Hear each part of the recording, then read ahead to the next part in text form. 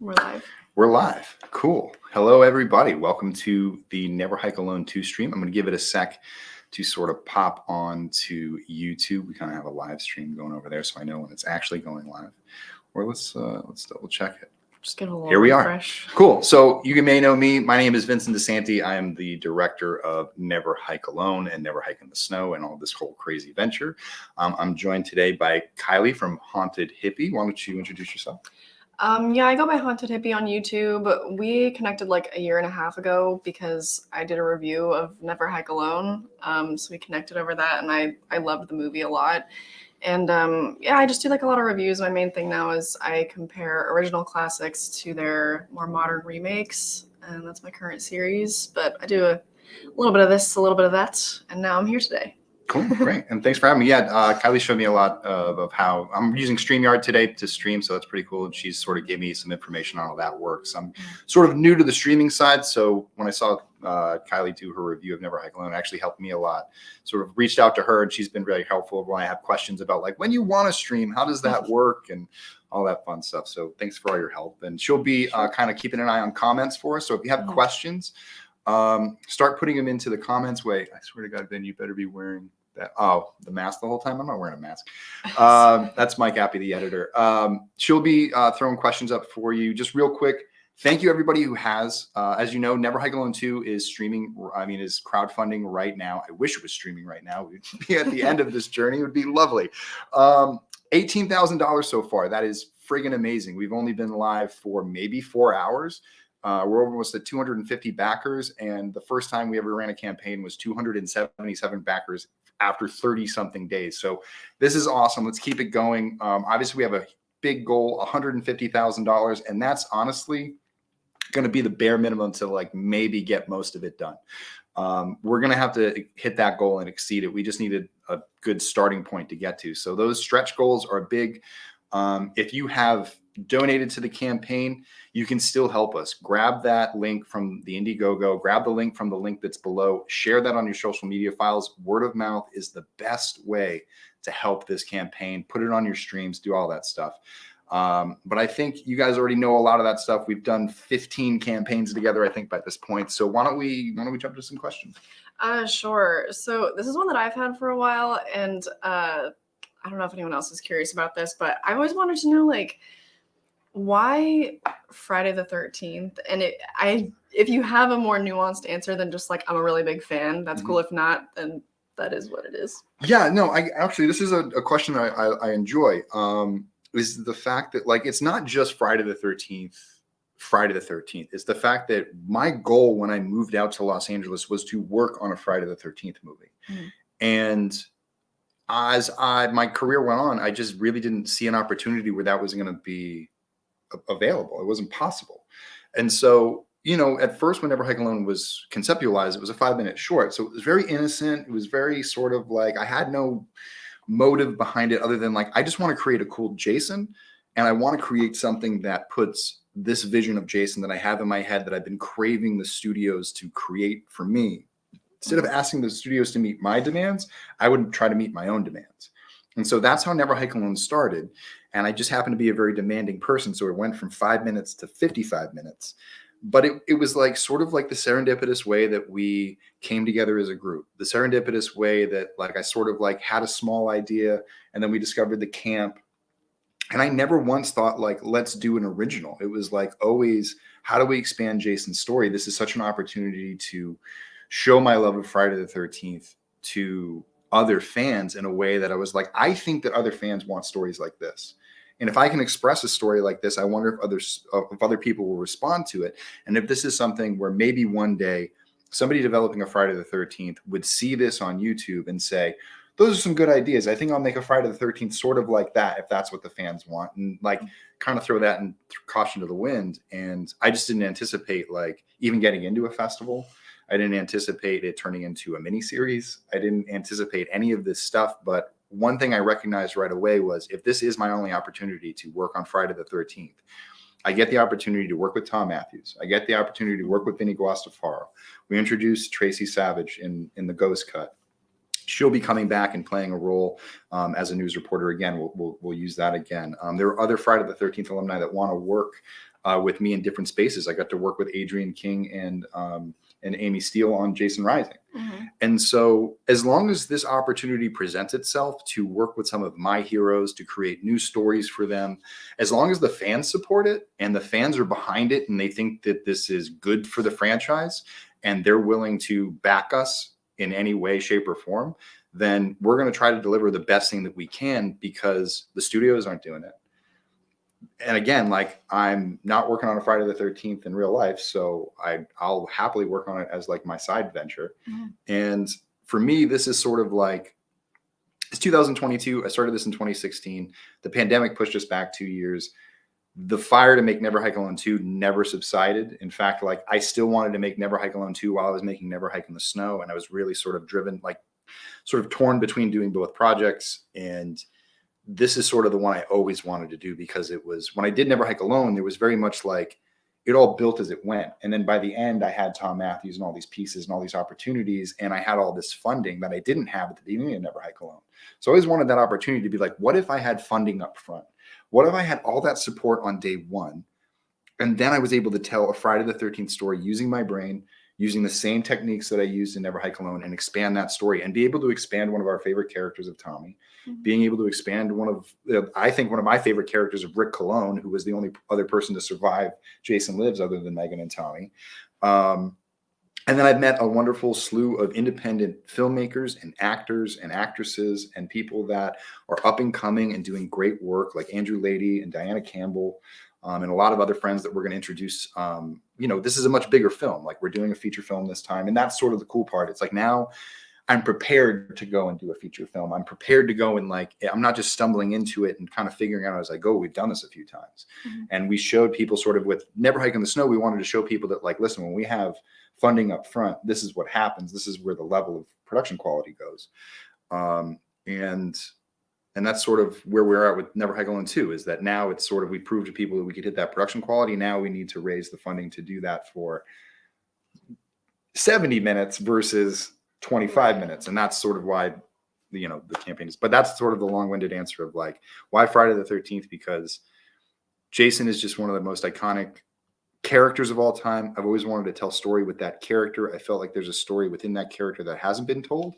And there's a story, and I don't know, I just feel it like kind of pouring out of me. So I want to get it out now so I can move on to original stuff. And I think once that's out of the way, I can sort of refocus my life into original stories. But this is sort of like, this is my only opportunity. You know, what am I going to, like, what, I can't come back in 10 years and ask Tom and Vin to reprise. I mean, they're going to be that much older. And yeah.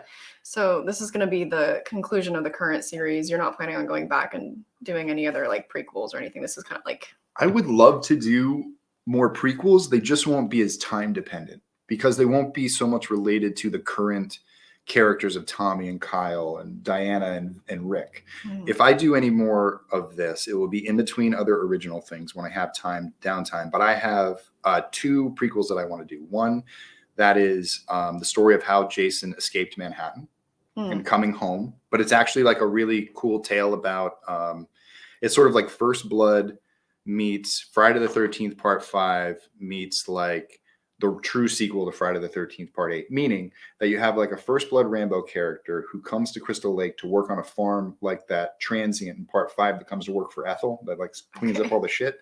So imagine a scenario like that where a guy's looking for work, comes into town, finds work on a farm, needs a place to live. There's no open vacancies, ends up finding a cabin by the lake, moves in by the cabin by the lake. And as you go throughout the film, you realize that,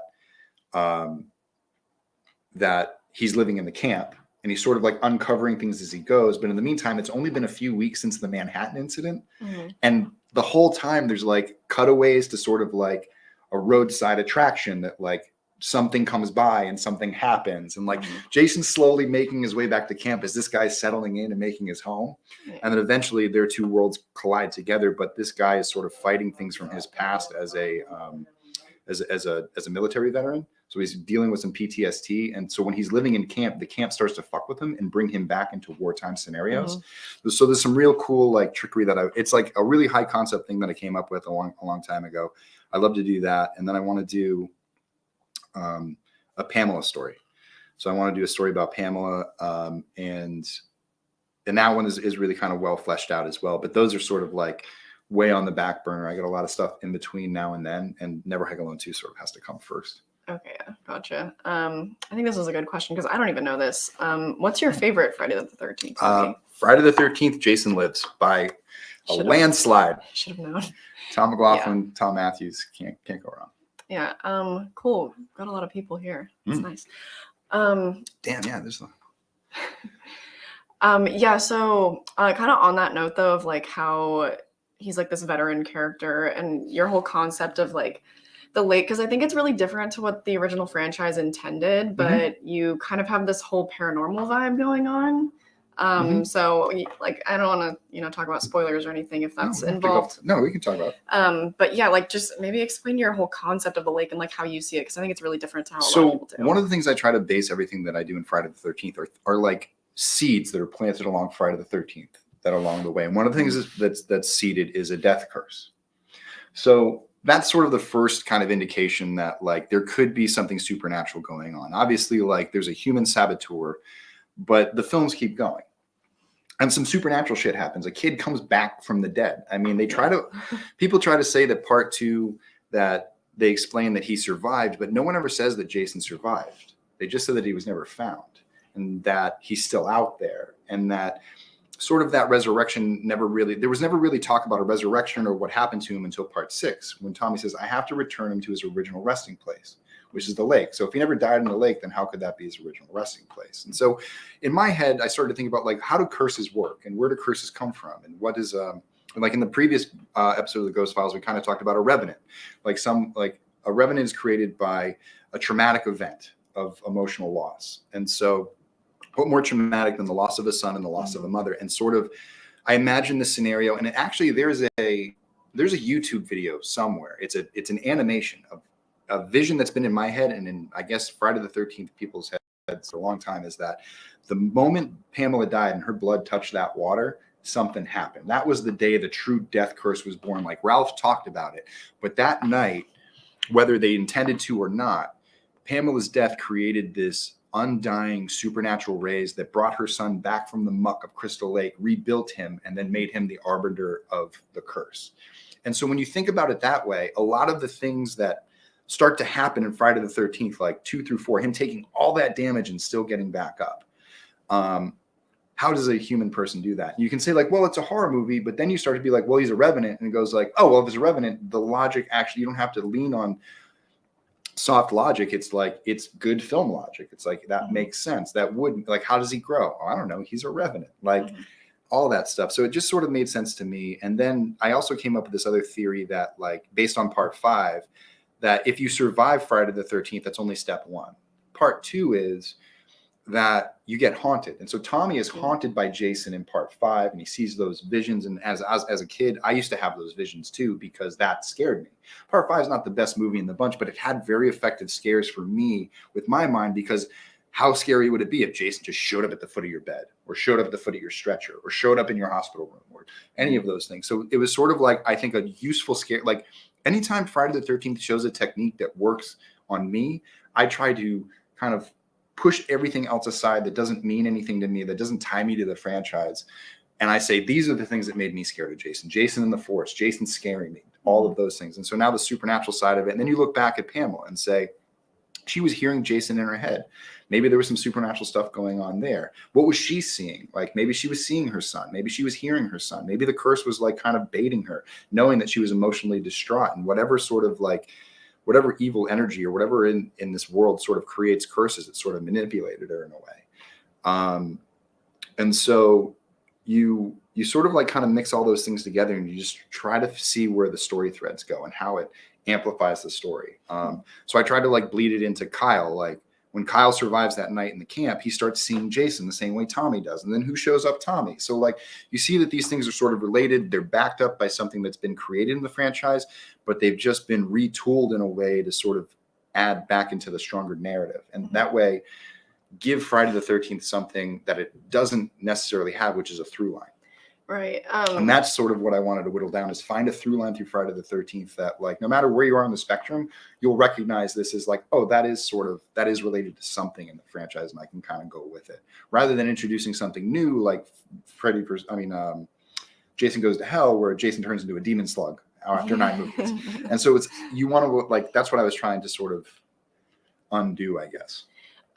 Right. So because you cut off right after, or you pick up the story right after Jason Takes Manhattan, but are there any of those later films that you take any inspiration from, or like any Easter eggs planned? Yes. One thing I want to say, just because somebody asked a good question, do other Final Girls have that too? Yes. If you think about it, Adrienne King, Alice, she came back to Camp Crystal Lake 2 weeks or like 3 months after the thing, because she had to face her demons and do something. So I think she was sort of trying to deal with what she was seeing. Right. Ginny was sort of trained to sort of deal with it. That's why she became a psychiatrist, and she knows how to deal with it. And she's looking after Alice, who's still having hallucinations in Jason Rising. If you look really closely, you can see her medication on the counter. Chris Higgins went crazy right away. She's an absolute loony bin the minute they pull her out of the station, and they throw her in the back of that thing and drive her off. So she's nuts. Tommy's nuts. Who else? I mean, Tina's nuts.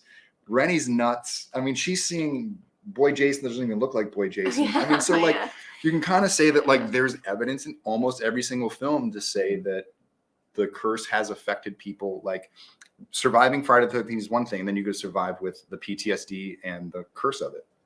I think this is a good question here. But you asked a good question before that. What were you asking before that? Before I jumped off. If you were taking any inspiration from like the later movies that are like not part of your timeline. I mean, honestly, like I would weave the Never Hike Alone timeline back into Jason X, so I could do Jason X 2. Would totally do that. Okay, Freddy versus Jason, I feel like, exists in its own world. I feel like Freddy versus Jason and Jason Goes to Hell attaches films pretty well, because I guess it's insinuated that Freddy found Jason in hell and the two of them rose together to kind of escape. So I kind of like that thing, but it's like in this world, it hasn't gone that far yet. Like in my world, if I was going to do it, I would want to do my own Freddy versus Jason where Tommy's involved, and you'd have like a Kane Hodder Jason that looks like part 7 or 8. And you do sort of like a true version like that. I feel like Freddy versus Jason is a great sort of like the way you treat sort of the Heisei series of Godzilla, where they're each individual, or not Heisei, the Millennial series, where it's sort of like each individual entry is its own world based off of just the original. It doesn't tie into anything else. It sort of fits better into that world. When you try to fit that world into the rest of the series, there's just, and that was always my problem with New Line, is that like there was just something fundamentally off about their lore and about the way that they sort of had their backstory. It was so simplified down to that, like sort of the pop culture version of Friday the 13th that got away from sort of what really Friday the 13th could be about. I wanted to pop this question up because it's interesting. What inspirations have you taken from other horror franchises? So Never Hike Alone has a lot of influences from 127 Hours and The Martian, but also has a lot of influences from The Descent, from As Above, So Below. I thought that those were both movies that were done very well. Like, you know, we had sort of the underground cave thing, but the isolation of that, movies about isolation, things like there. Big fan of American Werewolf in London, The Original Thing, The Blob. I grew up watching a lot of stupid shit too, like Killer Clowns from Outer Space and Puppet Master and everything on, what is it, Anchor Bay? Or is I just remember like the little logo that would come up, and I always knew, oh, this is going to be a shitty movie, but it's going to be fun still. So there's a lot of that. I mean, basically, you name any horror movie between 1960 and 2000. I've watched all those, and then I've sort of fallen off because I've just been so interested in. I guess no, 2000s. I was like big into Saw. I was a big, like, cause Saw was big when I was in college. So that was sort of like the James Wan sort of first takeover of horror.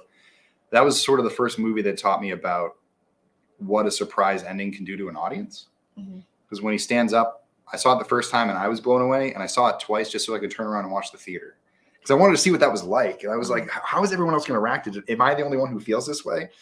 And so it was a big key thing in filmmaking for me, is like, you got to really hit moments. And when you hit moments, you make the audience do this. This is sort of like, that established a bar for me very early on about what I wanted to do as a filmmaker. It just took a long time to get there.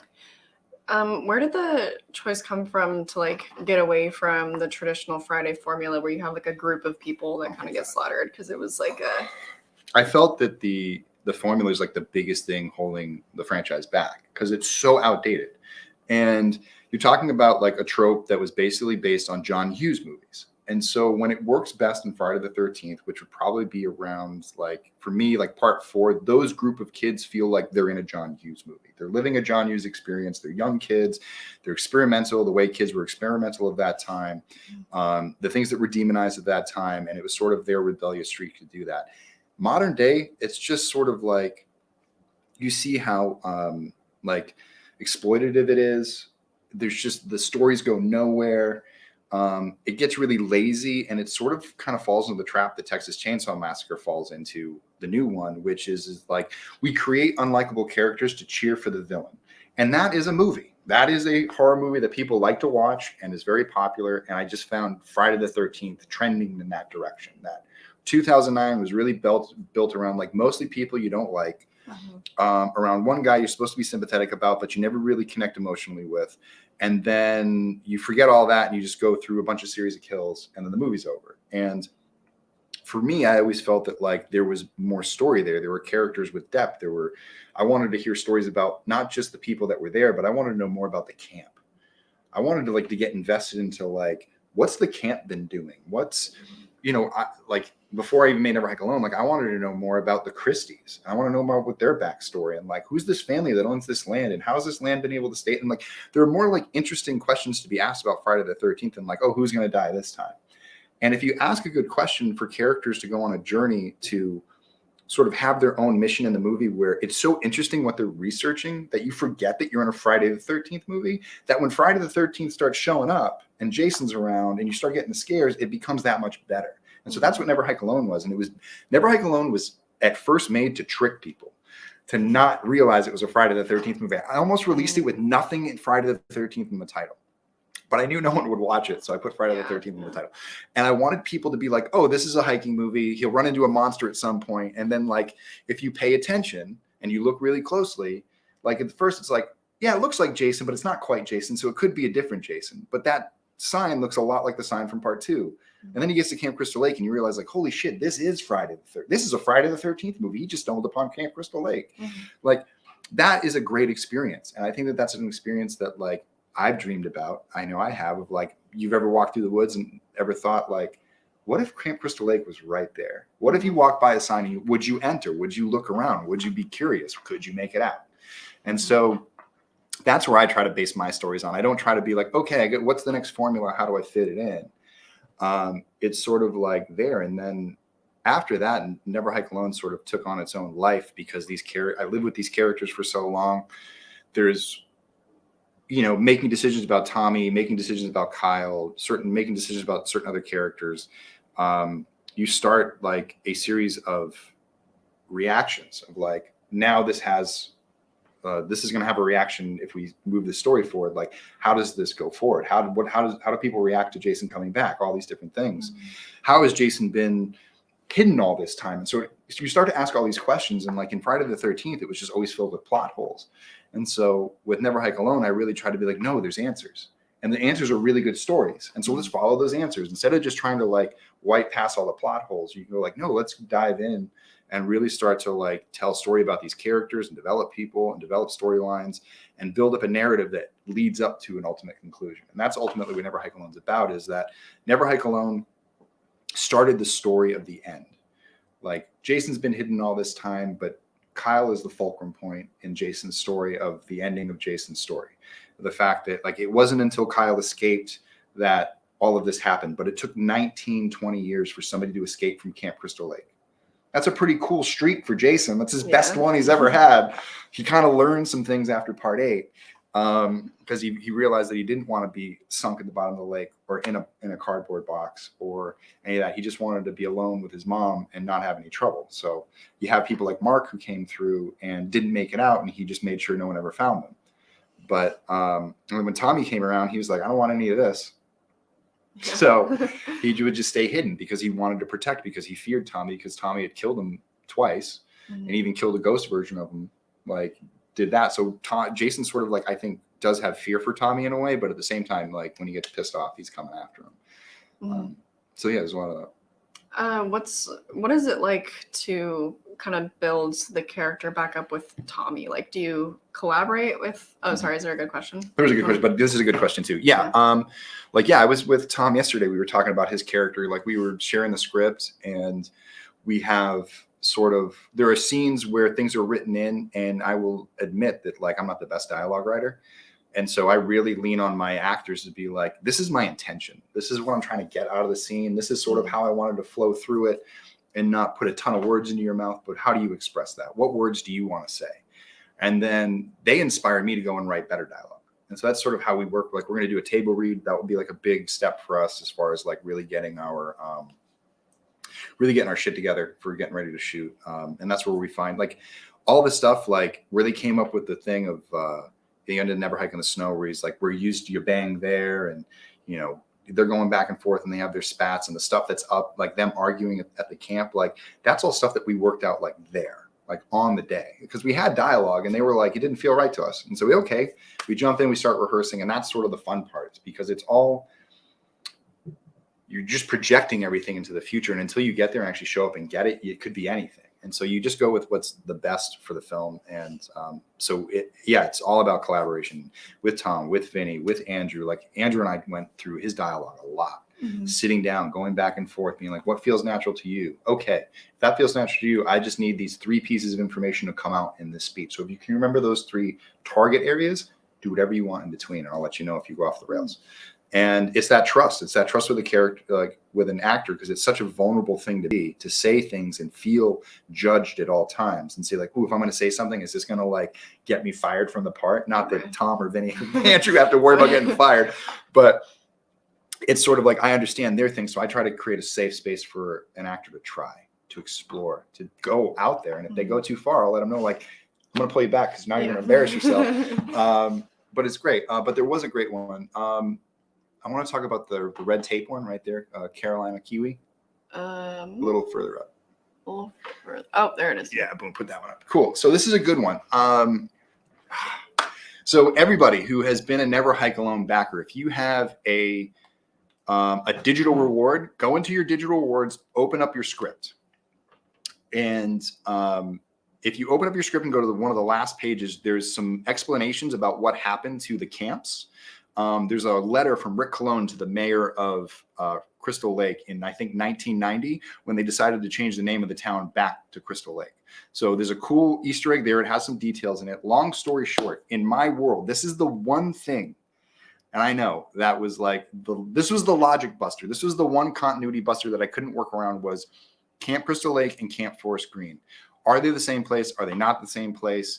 Technically, in Friday the 13th, Part 6, I would say that it is, but in the world of Never Hike Alone, they are not. Camp Forest Green is on the same property, but not the same buildings. Camp Crystal Lake is on a further southern shore that is tucked way back that no one ever goes to. My lore for that was, I wanted to make Camp Crystal Lake so scary, no one ever wanted to go back there again. It was like the Norman Bates Motel. It was the Amityville house. It was the Evil Dead shed. It is, you don't go there. No one, like, even if they were selling it for $1, no one would buy it. It's just that the land around there is really good. So they built the next thing like right down the street. So one thing I do want to attempt in Never Hike Alone 2 is to show you that like we have been working in 2 different camps and that they're pretty close to each other. And that just like Packanack, just like sort of Higgins Haven, just sort of like the Jarvis property, the areas around Crystal Lake, Jason's sort of, wherever he is sort of like there, that's sort of like the place where he's close enough and you can get into trouble with Jason. But you'll see in that document that Rick Colon took care of that. Rick Colon took all of that. So this is a pretty good Easter egg. So definitely check that out. If you don't, any backers of Never Hike Alone 2, you will receive a digital reward. You will receive that script. And if you show me that you back the film and you email me at wompstompfilms@gmail.com and say, hey, I backed the film, I'd like my digital script now to look at this one thing, I will send you your script. Very nice. So, this is a good question too, I think. If crowdfunding goes better than you hope, will you be able to add any more cool stuff? Yes, there's 2 theories of thought on this, or actually 3 really. So there's stuff that we can do for the film. We can increase the death count. That's one of the things that we put right up, because that was the easiest thing to kind of convey to people, is like, we can add a death scene that we had to cut out of the bigger script. There was a kill montage that was in the original version of Jason Takes Crystal Lake, which was like my favorite scene in the entire script that I had to cut out. I'm telling you, like, I had to kill some darlings to make this budget work. But we can bring that back. It's a house party scene where Jason's walking through Crystal Lake and he comes across a house party and he takes a side venture to like have some fun. He does like a beer bong. He gets super high. He just kind of like breaks out. He's just breaking out of his shell and started coming. But no, it's really good. It's really bloody. The other money. Here's where else you can go. Post-production. I have been dying to raise enough money to get Ryan Perez Dapple an orchestra. And I'm not talking like $20,000. I'm saying like thousands of dollars. We can get an orchestra-sized like group together to make the music for Never Hike Alone, instead of doing a lot of digital and just adding stuff in after. We could actually write score and get like orchestral music put in. So that would be really cool. I added into the Blu-ray stuff. If we get like a lot of money, that means I can go look for black cases, red cases, white cases, like anything that we want. We can do crazy design stuff. I can do dual discs. I can do lots of things that really sort of go back for the backer. And if we really made a lot of money, what I really want to do is do a master cut with that extra money, take all of the footage that we've ever shot since 2016, hand that off to an editor, pay them to cut a 3-hour long Never Hike Alone, 2 to 3 hour Never Hike Alone, recolor it, re-audio, do everything front to back from scratch, new titles, new stuff, cut it like it's like the Zack Snyder Justice League, and do our own release for that, which if we raise enough for this, we'll include that. We just have to raise like upwards of $300,000 because it's going to be so much for us to do the production of this. And then post-production is going to be a lot too. We've mostly been dealing with 50-minute and 25-minute post-production costs. We're going to be dealing with an hour to 70 minutes here. So my costs are going to go up big time for post-production. So I'd like to take care of those crews, be able to pay them to do the job that they need to do. We don't get a lot of freebies here in LA. So definitely want to push those budgets. So blood, post-production awesomeness, and bonus discs. So definitely want to help us push that. I think this kind of goes along with that. I was going to ask you about this as well, but your preferences on practical effects and stuff, because you have some cool ones in the first Never Hike Alone, like the blood and the wounds and everything. Yeah, it's mostly like what's going to look the best in the moment. What can we afford? It always comes down to what can you afford. I always base every type of effect on how much money can we put into it. What's the best way to make that effect look for that price? Digital, it only works when you can't really tell. We did have to use some digital, like additional stuff for the head explosion for Officer Mabry, but we used practical to what's it called? To at least have something there to work with. And we're getting better at it. We're trying to like do both in a way, trying to get better at sort of like digitally enhancing practical effects in a way that you can't tell that they've been digitally enhanced, which happens a lot. And that's sort of like what it comes down to. It's like, yes, visual effects can be bad, but bad visual effects are bad. Good visual effects, you have no idea they're there. So there's a few times we've used it, but for the most time, it's mostly fun to do practical effects. It's a logistics nightmare. There's so much more work that goes into practical effects. Each effect takes hours to do. So on your day, it gets really nervous because you're setting up the blood rigs and lines get clogged. Things come out of hoses, get kind of ejected, and things fly everywhere. Things explode. It gets really hectic on set, but it's probably the most fun. It's when you feel like the most like a mad scientist. Mm-hmm. Yeah, I always try to like, whenever I do my original versus remake videos and I talk about the different effects and how they usually switch to CGI and whatever, I always defend them a little bit because I'm like, you don't understand how much goes into the practical effects, like how disgusting, how like resetting it is sometimes impossible. You know what I mean? So totally. It's I understand why they try. I mean, when they brought visual effects to independent producers and other producers, and they were like, we can do it without having to do it on set and go through all that process of practical effects. Like practical effects is not like the dream scenario every time. It's like, yeah, it comes out looking great most of the time, but the shit that people have to go through to get things to look that way, it is a lot of work. So to say like somebody can just sit at a computer and do it and you don't have to pay them extra days on set to make it look the way it looks, to them it didn't really mean a difference, but it means a lot to horror fans. So you got to try to figure it out. But that comes down to the quality of effects artists you have too. Yeah, definitely. This is a good question. Has the lawsuit affected your films in any way? Yeah, they affected my films because I really wanted to take them to Netflix. And so I haven't been able to sell these films to HBO Go or Warner Brothers or anything like that. I won't go too into detail, but I did have some opportunities to have some interesting conversations with some really cool people. And the second tier of the lawsuit stopped those conversations. And so that's when I really focused on making Never Hike Alone as a fan feed. That's when I had the idea to do the mini series so I can control the cost. At the time, we'd only raised $50,000. So I didn't think I was going to be able to raise 150 or even have a chance to. So I said, well, if I can raise 50, I think 50 at a time, I'll at least be able to do one episode at a time.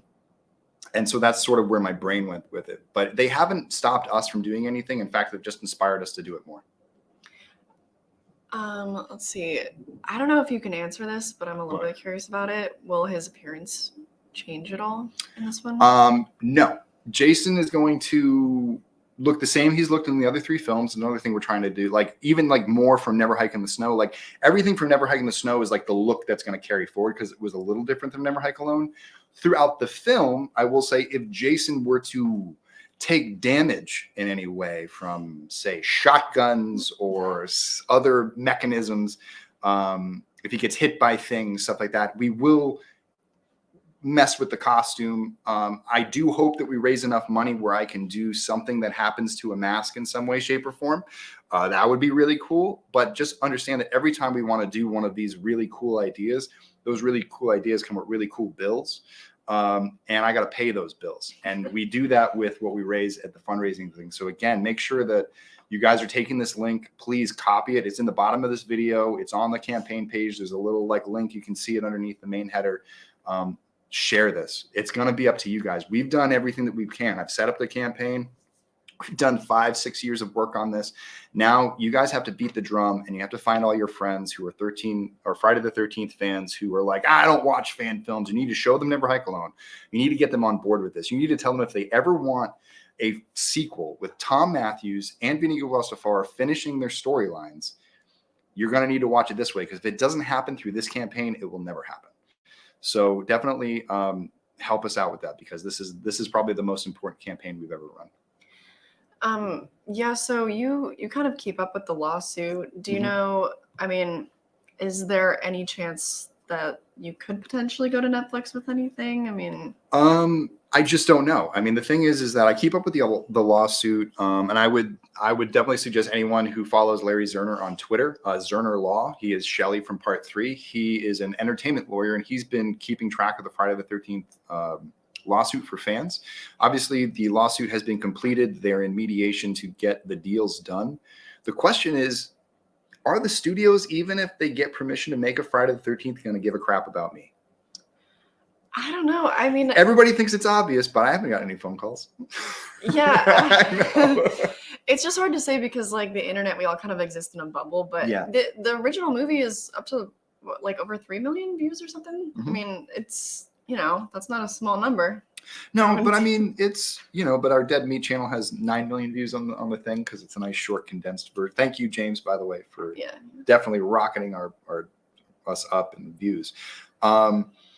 It's just nothing in Hollywood is a guarantee. I tell this to filmmakers all the time. Don't wait for Hollywood to come to you. Go to them. All I know is my best chance to do an actual Friday the 13th is to deliver this. Yeah. Like if fans want to see me in that director's chair one day, being the next Dave Filoni, was it Filoni or Fellini for Star Wars? Him and doing like basically this is my Clone Wars. Like Never Hike Alone is my Clone Wars. Everybody, like help me get my Mandalorian. Like, I want to be on HBO Go with this. Like, I have so many, like, I can do that story I told before, the Pamela story. I got Jason X2, Jason in Hell, Jason Escapes New York, like all these things. Like, let me come make all these episodes for everybody. And we can take fan film to the next world. Like, what is Jon Favreau and Dave Filoni doing right now with The Mandalorian? And that's not a fan film. It's not Boba Fett fan film, the series. Come on. Like, it's just professionally produced. So, I just want to do the same exact thing, and this is my calling card, and this is the way I'm. This is my interview to be like, this is how I want to do it. We're doing it with nothing. I mean, we made the first movie with barely $50,000, maybe the second one with barely $60,000 or $70,000, and then we're making this one and it's still going to be the same thing. We're like, the original Friday the 13th, for as little as it has, was made for $700,000 in 1979. So like we're working with like a fraction of even that, and that would be like millions of dollars today. So a lot goes into this, and for it to look the way it does, it's none of this is cheap. It's like it's, you know, as much as I want it to be that atmosphere of like, we're just getting together as friends and we're shooting stuff, like a lot of the people that we have to hire to get this done, like I can't get everyone to work for free. So we go out and we find the best people for the possible to build our effects. Like we had somebody who did the denture work from the new It movies do the denture work for our young Jason in the last one. You know, Nora Hewitt, who's our visual effects person or special effects person on set. I mean, she's a winner of Face Off, graduate of Tom Savini. All of those things that she built with Rachel, her wife, on the last movie, that's a lot of silicone. That's a lot of running. That's a lot of material. That stuff adds up. Like I can't, like, especially now, like after COVID, like everything's gone up. And so that's one of the things that happened after the last campaign was midway through the campaign, we hit the COVID. So everything that we were charging for shipping pre-COVID carried over into when we were doing the fulfillments for Never Hike in the Snow after we got through that whole thing, and ends up like costing us 3-4 times more. So it was really sort of detrimental for us being able to save anything for like future installments. We barely broke even. So it was like, so that's why everything's sort of a little bit more expensive on this one to sort of make up for all the price hikes. Yay, inflation. Yeah. Tom Atkins, thrill me. Love it. Yeah, it's kind of insane to even just try to like fathom how much is actually going into this. But I've gotten a little taste, like I'm in your kind of office for the first time, and like behind us, I mean, there's this whole board of, I mean, is this like are these different ideas? We also have this like huge setup, and he just like throws his ideas there. Everything is everywhere. I mean, there's a lot that goes on up here. What's on behind me over here? So we call that the board. That started in animation. We'd be like, take it to the board, and it was just a cork board with the entire movie on note cards up. So I can literally sit over there and look at the screen, and I can my eyes go through the note cards, and I watch the movie. And I think about things. And so when I think about an idea for a movie or an idea for a scene, I say like, oh, it's scene 3. When do I next see that character? How do I follow that arc? And I jump to their cards knowing that like, oh, if I set that up, okay. And then I got to go make a note, and I'll get a Post-it note, put it up on the wall, say, okay, next time I go through the script, I have to put in this line. Or it might be something I'm at the grocery store and I think of something. So I write it down on my phone. I come home, I write it on the note, I put it up on the board. And then that's my place to sort of go to and collect everything. And like his artwork comes in and things like that. It just helps me sort of visualize the movie and keep it visualized in my head. So I'm sitting down, everything's fresh, and I don't lose those kind of nugget moments because I'm not very good at like putting things on my phone because things get lost. There's so many different like levels of apps I have to go when it's just right there, right in front of my face. I just take it off the wall. I sit down with it and I start working. So I definitely do that. And then, yeah, I need to sort of like compare. There's so many things going. It's like we have Never Hike Alone going on, other projects. So I sort of have to compartmentalize everything and organize it. And that's very much from like working in animation and being a production manager and learning how to line produce, like sort of do that for myself so I can create the creative space for me to be successful in that way. Somebody just, it's not a question, but somebody just said that Shudder is king. And that's actually a good point. Have you ever thought about going to Shudder? Because they greenlight like a lot of, you know, lower budget, like newer people. You know? Yeah, no, I will definitely be reaching out to Shudder for things that we're working on in the future. The Ghost Chicken project, I think would be good for Shudder. I think one of our shorts would be good for Shudder because I know they do shorts as well. I would love to work with Shudder's production company because they do original productions as well. That's basically my next step is I want to do films like this. And I either want to go off and find private funding and film one of my original scripts, which, you know, I'll tell more people about when we sort of get there and in the process of everything, and sell that off to Shudder, bring it to the festival circuit and negative pickup so we can, you know, do it that way, which isn't really the best way to do it. Or come up with a script, find some really great talent, go get some money, go get a distributor and kind of go from there. So there's different ways to do it. And sort of, I would say as if you're in the industry or you're trying to get in the industry, you're trying to be a filmmaker and you want to get somebody involved with your project, if you can raise capital to sort of lock a star in and you can get that person sort of to agree to do the film, and you can go to a distributor and say they like the script, they like the star has bankable talent, then you can turn that into a deal to get your movie made. Or you can just try to do it super indie, raise money however you can. There's different, there's a new crowdfund. Is it like, I can't remember the name of it. It's like WeFunder, I think, which is more kind of geared towards like people buying capital into your film. Like if you sell it for distribution, they're going to get percentages of the profit versus what we do here with Indiegogo, which is you give us money and then we make the film, and then nobody really makes anything because it goes online. So with WeFunder, you sort of like work people in as like traditional EPs and producers, and they have ownership of the project, and they kind of come in and they put money in because they expect to get capital back. You can privately raise that money, which we'll probably do for some of our projects, and try to go out and sell them. I mean, that's the next goal with this, is that Never Hike Alone's given me a good opportunity to come and play with a storyline, play with characters, build a production company, get the people I need to call to do good work.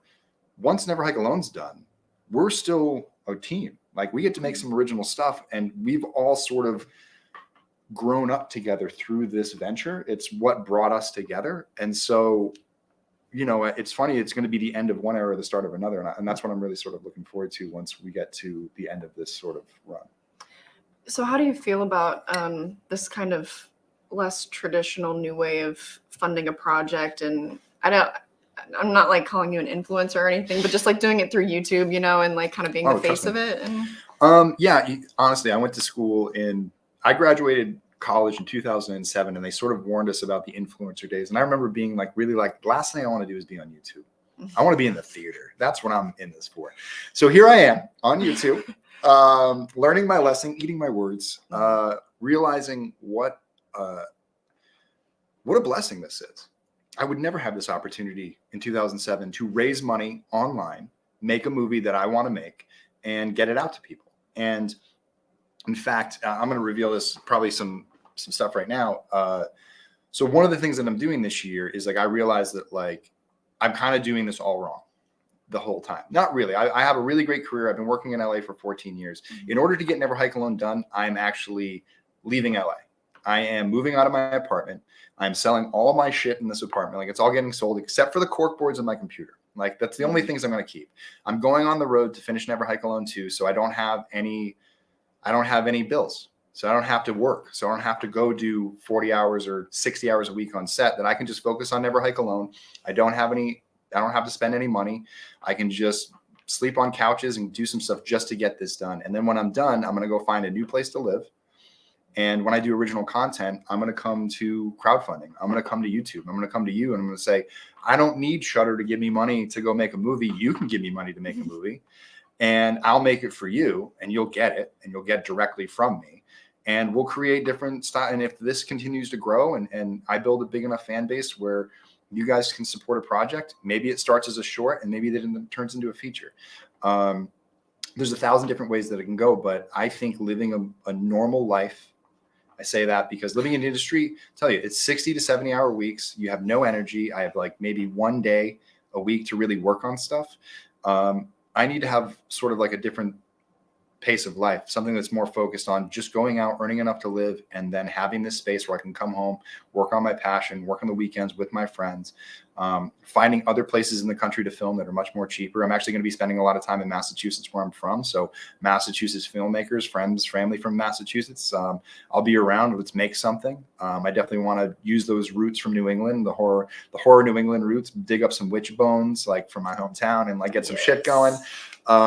But there's sort of, I see an end tunnel to this, and I see what I was kind of destined to do. And because of YouTube, because of crowdfunding, because of these funding sites where we can all come together and collectively give a little, if everyone just gives a little, the numbers start to get to 2,000, 3,000 people, 4,000 people. You're talking about budgets of 150,000, 200,000. And I'll write my scripts to hit those budgets. And so that will sort of be the direct relationship that we can have. And that's sort of what I've been trying to develop with this Ghost Files thing that we've started. to say, this is going to be your direct connection to me. This is going to be your direct connection to me as a filmmaker about how I see Friday the 13th, how I see filmmaking, advice that I can give to you. I suggest people to write in questions. I've already got a few good ones. One about Ghost Jason and why he looks the way he looks. I'm going to do a whole episode on that. It's going to be so much fun. I can't wait. I keep forgetting that's the thing I have to dive into because it's one of the questions I get the most. But I think that's it. I think that's my key. And I think one of those things that I make sort of on YouTube or crowdfunding that I bring to a festival that does that, one of those things, by making something, other things will happen. And that's the best way to do things in the industry. Don't wait for somebody to come to an opportunity with you. Make things. Write the script, submit it. Make the short, submit it, show it to people. If it's not good enough, don't stop. Go back to the beginning, make another one, show it to people. And eventually they'll see your growth. And it's the people who just keep stumbling forward and failing up that end up directing Texas Chainsaw Massacre 2022. I'm just kidding. I think we've gotten quite a few comments that say it does not look as low budget as it is. So do you have any like techniques that you employ that you could share that, you know, how you elevate your project? Yeah. So a lot of people like always focus on camera. Camera's great, but guess what? I love shooting with a Red Epic as much as I love shooting with a Panasonic S5. A Red Epic is a $30,000 to $40,000 camera. A Panasonic S5 is a $2,000 camera. A Fuji something is an $800 camera. Love shooting with them all. You can get a digital image, 4K, 6K, 8K, color space out the ass. You can do a lot of those things. Cameras, like you almost can't go wrong with a camera. If you know how to operate a functioning camera that was made after 2015, you can get a cinematic view out of your camera and log image. What people need to learn, lighting and atmosphere and set design. You need to shoot in places that aren't your LA apartment, that aren't your childhood apartment with your posters hanging on the walls. But you don't want to have to like, you got to go and look at real departments and start to understand that like, it's more than just putting people on the screen and shooting them. It's creating a frame. When you take a freeze frame of that image, what is your frame? What is your photo? What is your foreground? What is your midground? What is your background? How out of focus? Do you need to look at anything in the background? How centralized in this story are you? What's your camera movement? I really suggest The 5 C's of Cinematography, which is a book that is old as sin. It's been around since the beginning, but those will sort of give you your sort of your introduction to sort of how to create strong flowing cinema. There are rules to shooting. There are things you have to follow, like eye lines and continuity. So like it's not just like one thing. It is every department working together, and that all comes through with communication. So it starts with you sort of being able to do everything yourself, and things are going to fall through the cracks because a jack of all trades is a master of none, but still a jack of all trades is better than one. But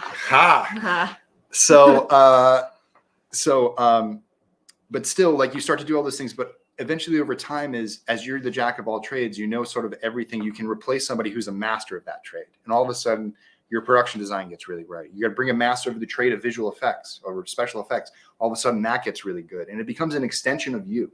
And you are the leader for your production designer and or not production designer, but your production department head. And each department head for each sort of department, obviously, is your key to a kingdom of things that you don't know. Because you know some things about production design, but they were trained in it. You know some things about special effects, but they were trained in it. And that's where you learn. And so a lot of it is through setting them up to succeed in each realm, knowing that you have more than just a camera and your actors to talk about, that you got to have good sound. That's essential. Start your budget with sound, because you could have the prettiest picture in the world, and if it sounds like they're talking in a closet, it's going to sound like shit, and people are going to turn on to your movie the first thing. Sound is bad. That's the first thing they turn off. Lighting, understanding continuity, understanding how to cut, understanding how scenes fit together. And then there's a post-production department, you know, how you do post, you know, all of that goes in. It's so many different people make it cinematic. It takes all of that. It takes an understanding of film, from how to develop it, from how to export it out of your post-production edit suite, color master, whatever the thing is, to get your DBI, all of those. There's so many steps in between. And if you only know a little bit, you only know one little section, then it's going to show. And it's the more you know about every single other department. That's why I say people who work in the industry don't work for one department. You can work as a PA, you can work as a production department and see the other departments and work closely with those departments. But get involved with, like, work a show for props, work a show for camera, grip a show, go do some production design, go do some costume department. You start to learn tricks, you start to learn techniques, you start to pick up on things secondhandedly, just throwing yourself into the fire that you're like, wow, I can use this. And you start to build a tool bag of things that you know. And the more you do projects, the more people you learn. They come with their tools, you learn from their tools, and you build your own bag. So there's no like, take this pill and you get great cinematography. And I don't know if anybody watches movie set memes, but you ever see those movie set memes? I follow that account on Instagram. Cinematographers. But So you just gotta eat crow. You just gotta eat crow of being a shitty filmmaker at first and making mistakes and trying things. And then eventually you'll find your look, but look things up. And I'd say the best way to do it is to look at a frame from cinema that you love. Say like a shot from The Revenant. Break down how that shot was made. And people do this all the time. They show you what the equipment was used, that there was an RE light over here and they used bounces and funneled light in this way. And they shot at this time of day and they used these types of fog machines and all of that stuff goes in. That's researchable. Go see what it takes to make one frame in The Revenant just work and what it had to do. Like, what's the lens size? Why was that lens size chosen? And so if you can't answer those questions for yourself, that's research you need to do.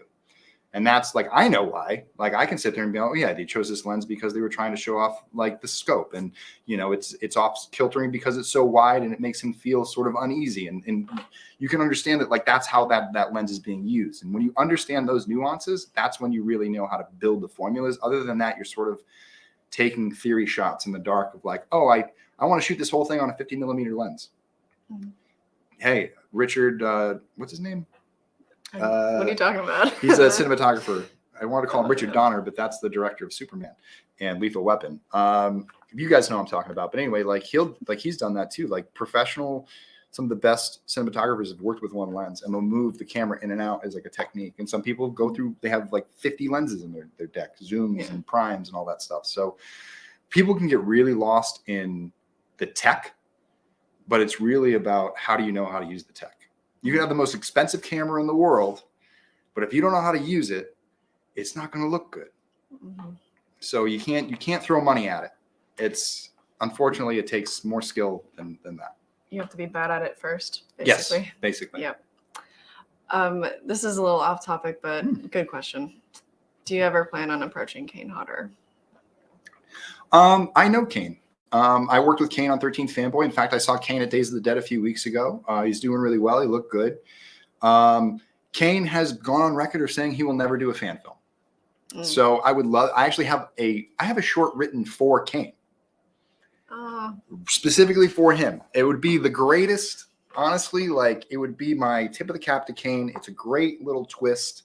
In fact, I found a way to even work it into Never Hike Alone. It's a lot of fun. I don't think he'll ever do it unless a miracle happens. So maybe after Never Hike Alone gets done, if they put me in charge of Friday the 13th and I can go to HBO, I can get Kane on an HBO show. That's how I'll work with him.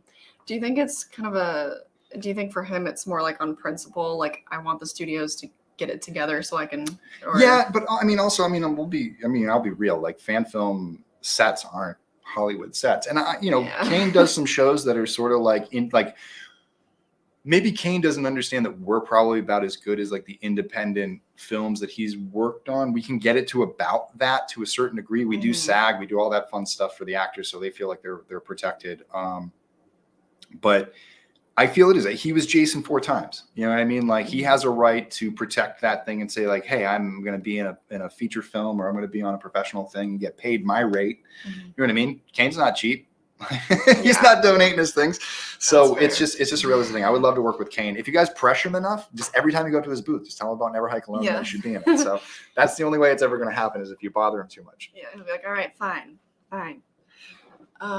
Praise Rob Zombie's directing. I'll praise Rob Zombie as a person. I hear he's an amazing person and nice to everybody, and people have fun on his sets. So that's good. But the movies, no comment. The Halloweens, I'm not going to comment anything on. Devil's Rejects and all that. That's fun. I mean, it's original. It's crazy. It's Rob. Somebody. Oh, that's one of my subs.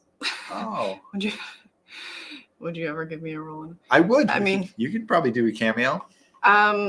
Yeah, sorry. We'll figure it out. So somebody asked if he would cast me. I think I made a joke one time when you talked about that scene you had to scrap where like Jason goes into the party. I was like, yeah, I'll be the one hitting the bomb. Oh, totally. In the I was gonna corner. hit up all the influences that I knew. I was gonna hit everybody up and be like, you guys all need to get into this scene. You're all gonna get murdered. It's gonna be great. It's good promotion. It would have been great. I'd be like, you guys gotta watch me die. It's gonna be so fun. Here's a good one. This one? Yeah. Let's see. Whenever Jason's about to kill someone in Never Hike Alone and hike in the snow, why is there a screeching sound effect? I always felt that felt off. I'm trying to think if that's screeching sound effect. I just rewatched the first. No, I know what he's talking about. I'm trying to remember if that's score or if that's sound effect. I think that's score. It's part of the score. It's just sort of like I don't know. It's a horror trope. You know, you kind of use it to like it's called a sting. It's very John Carpenter. Yeah, it's like it's the same thing as like Psycho, like that's our version of it.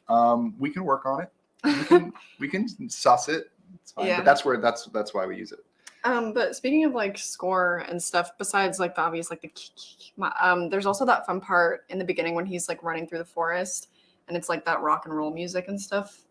Where does that like come from? Oh, that's actually my band. Really? Wait, what? Yeah, so I'm not like in a band anymore, but I was in a band, and so we were using what's the name of the band? Suicidal Tendencies. What was the name of the song? I can't remember the name of the song, but we had it in the temp cut, and then I couldn't use the Suicidal Tendencies song, so I went, it's 3 riffs, it's really fast. I mean, it's three notes, really fast riff. Let me just write something. I wrote that on my phone, like literally have it right here, actually. I'll show you what I sent to my friend who lives in Massachusetts and was like, hey, do you think that we could get together with another friend of ours who has his own home recording studio? My friend Lenny Machado, who lives in Westport. We all played in bands together back in the day. So I was in a band called End It All. Lenny was in a band called Run Like Hell. My buddy Jake was in End It All. He was the guitarist. He's the best guitarist I know. And so I said, Jake, and I'm a shitty guitarist. So I said, Jake, if you take my shitty stuff and I send it to you, can you make it good? And he's like, yeah, I can make it good. And in fact, the first name of the band was called Ringworms with a U, but then I found out that was actually, I don't know. It was an inside joke on the team where we always used to we had like this, I can't remember where the character came from, but I always create characters and like I come to life on set as those characters. And one was like the business executive that called all of his underlings ringworms. So it's sort of a thing, but like I would send him something like,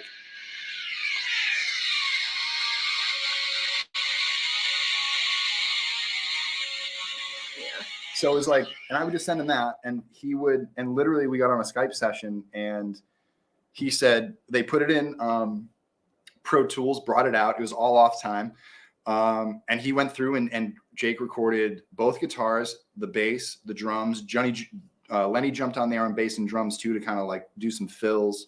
And we worked on it through Zoom, and they built it for us. And in fact, if you have the Never Hike Alone soundtrack and you have a download to the Never Hike Alone soundtrack, that track is on there, the full track, which has the full solo, which has like all the breakdown. It's funny. So we used to be like in a heavy metal band. We were known for like writing the gnarliest breakdowns, and we brought it to life. And in fact, when I go back to Massachusetts, one of my goals is to get my band back together and be an old man band. Yeah, that's like one of my favorite parts of the movie. That's, I think, just because of like the music. I love the vibes in that. I don't feel like that's not like a super common theme in Friday movies, right? Like rock or. Well, it's funny. I just watched a great documentary called "The History of Rock and Heavy Metal." I mean, the history of heavy metal and horror. It's a brand new film that should be coming out maybe next year. I saw it at Days of the Dead Festival. Really great film, and it shows how intertwined heavy metal and horror have been since the beginning. I mean, the 80s, like if you go all the way back to Black Sabbath and you bring it all the way now, look at how many horror influenced bands there are, like Alice Cooper, Iron Maiden, Slayer, even like Metallica. Like, and when you go and look at like lyrics from bands, like stuff from Pantera and like Cannibal Corpse, if you're into like the really heavy shit, Black Dahlia Murder, like they have a whole song that's all about Evil Dead. What was that one called? At Night She Comes For Me or something like that. Like, it's great. It's like all about the vines getting that girl. Like like you read like stuff about The Exorcist. Like, so that world has sort of always been intertwined. Like you see a lot of people with tattoos, like metal tattoos, they have horror stuff in there. So I think that like I'm one of those people that I was influenced by horror and horror. I mean, metal and horror. And I put those two things together anytime I can. Not too much, because I know I sort of like get it. I understand. I'm not gonna bring my Scandinavian death metal anytime soon. But if I can put a guitar riff in there, I'll put a guitar riff in. Let's see. I'm sure there's a bunch of questions. How do you feel about Jason's utility belt in Jason Lives? One of the things that's a little off-putting, just because anytime Jason's wearing anything new, it's like if you could take the belt and the gloves off Jason in that movie, it'd be great. But you don't, so you just gotta kind of live with it. But it's cool he's got the darts. It's cool that he took it from somebody. So it's nice that he sort of like Terminatored it. Like, give me your boots in your car or whatever. He just sort of does that to that guy. So I'll let it slide. Oh, good question. Who's another director you'd love to collaborate with? Or I'm a big fan of Lee Winnell. Yeah. One of my favorite movies of all time is Upgrade.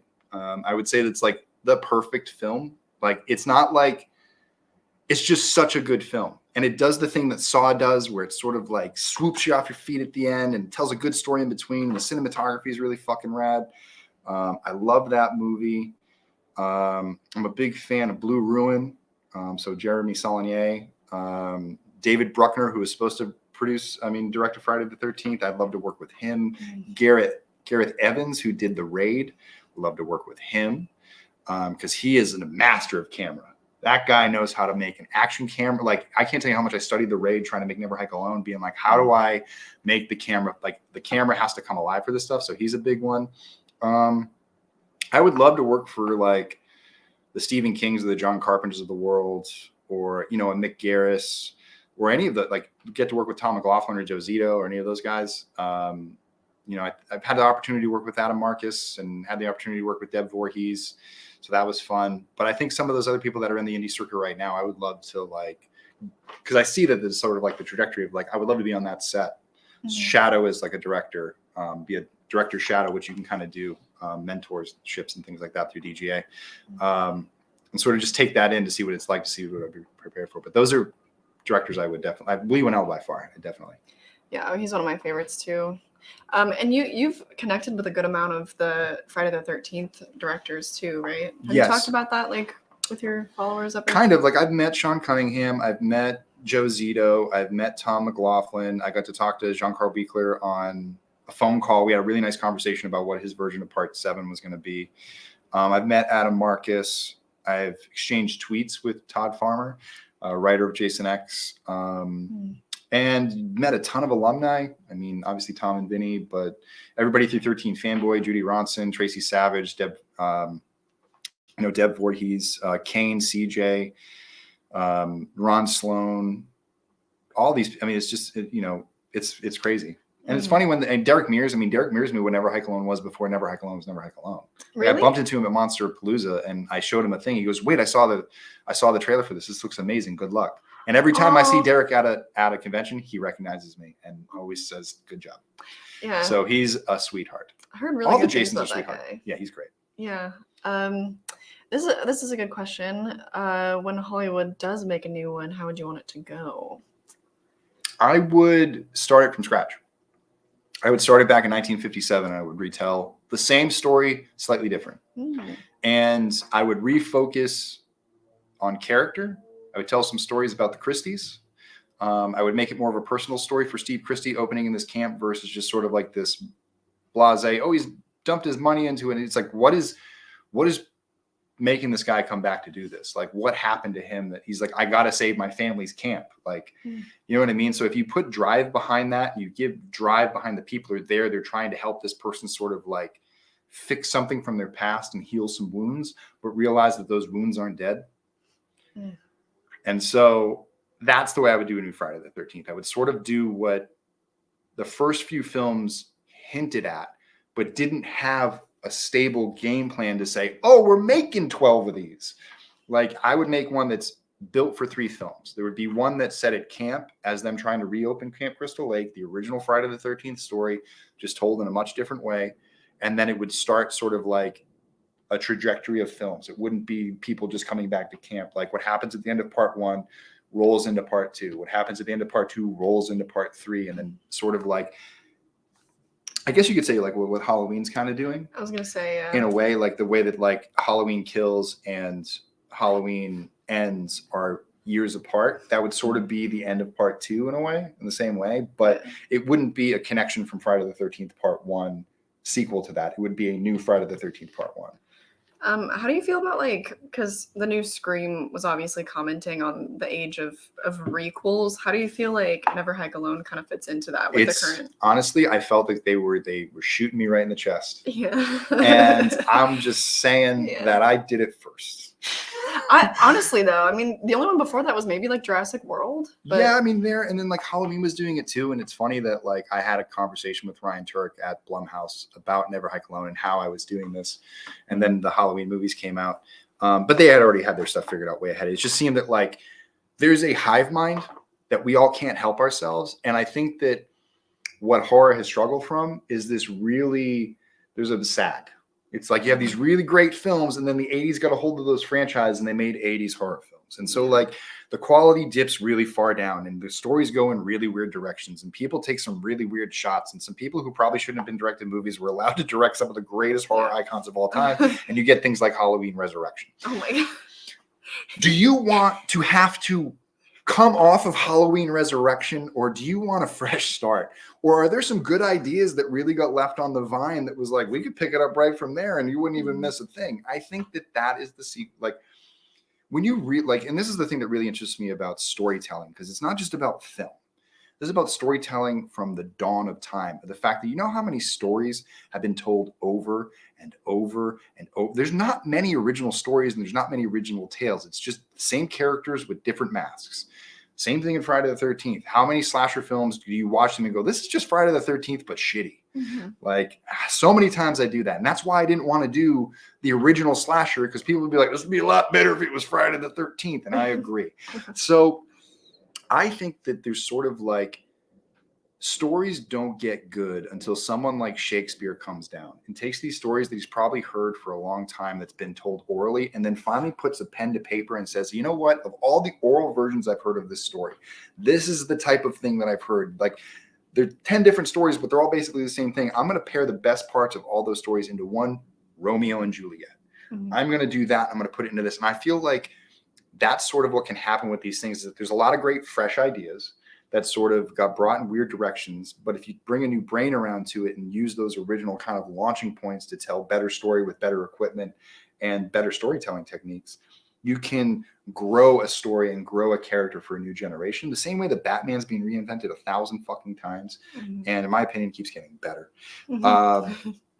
And sort of that, but there's also room like what Child's Play is doing right now. Child's Play is in the theater. It's its own weird offshoot of the original movie, which is its own world, but it's got its own fans and it's doing its own thing. But guess what? Fans of old Chucky can go right over to Sci-Fi Network and watch the old great Don Mancini, you know, with Brad Dourif still doing the voice, and his daughter playing him.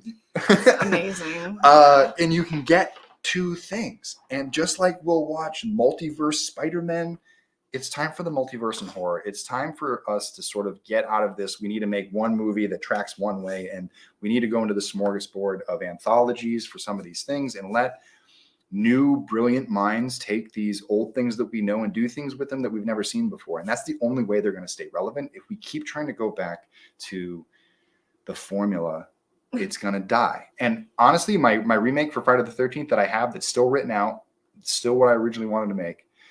It's based on the formula, but it was based on improving the formula and sort of creating a reason for kids to be there and things like that. So it's sort of, that's what sort of started it. But I think that that's sort of where the future needs to go for all of it, and original stuff too, but as it goes. I think that Fear Street is a good example. I don't know if you saw that, but it was, big last summer, because it's like very, very story character driven, but it's also a super fun slasher. Yeah, and you have to watch each one to kind of understand the others. Yeah, and so you can totally have both. I think that's like kind of what you're doing with Never Hike Alone, especially too, because like the first one is that like, you know, it's very solo with Andrew as the lead, and I love him also in that role great. Too. Andrew Lady, he's probably out there somewhere posting vulgar things.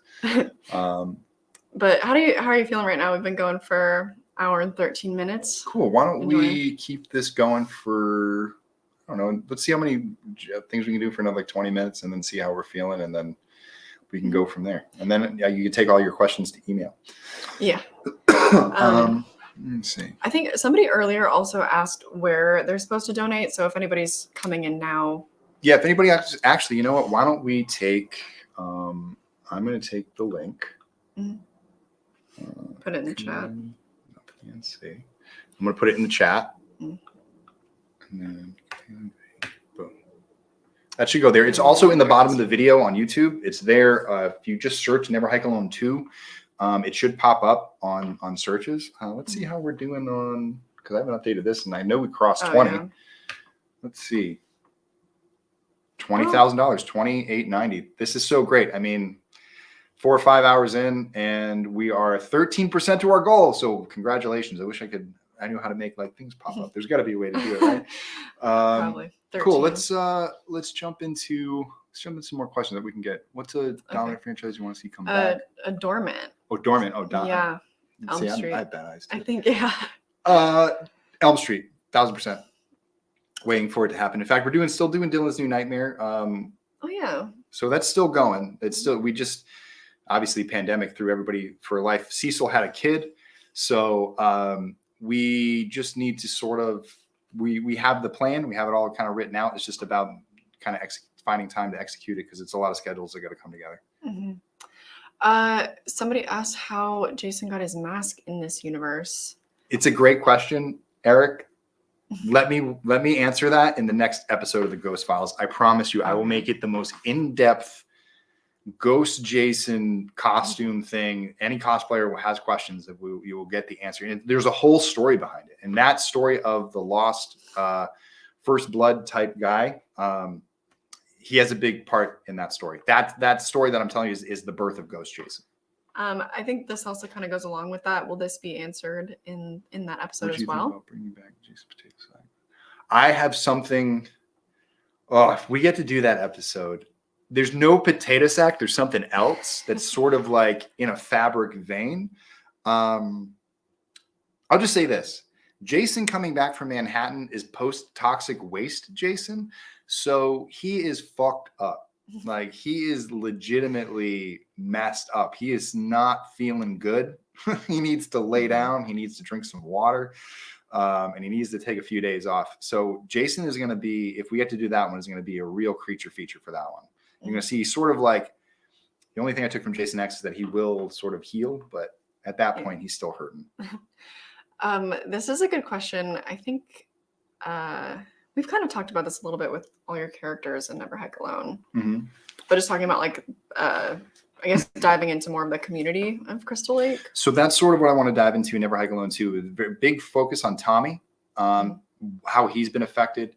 Obviously, we're bringing back Diana Hill, played by Anna Campbell. How is she affected by the loss of her son, living in this town, knowing that he's somewhere missing out there? Rick Colon, living in Crystal Lake for all these years, brought out by his best friend. His friend's killed. Now he's the sheriff. He's never seen Jason because Tommy locked him in a jail cell. Now Tommy's been running around saying Jason's been killing people for years, and he's never found Jason. So, like, what drives Rick to go after Tommy all these years? Like, why is he so hell bent on making like Tommy the one responsible for all this? Why won't he listen to him? Obviously there's also Jason from his perspective of like, how does he feel about all this? We dive into a little bit of that and Disappear. You see that maybe Jason isn't so thrilled with being a killing machine, that it's just sort of something he does, but it's not something that he enjoys. And so it's one of the things that I thought that was sort of a cool twist on the character, was instead of like, again, celebrating the kill, showing that like Jason was an innocent character who never asked to die, who never asked to come back. Now he has to kill people. Like, if you all of a sudden like had to wake up and start killing people and you've never killed anybody before, how does that affect you as a person?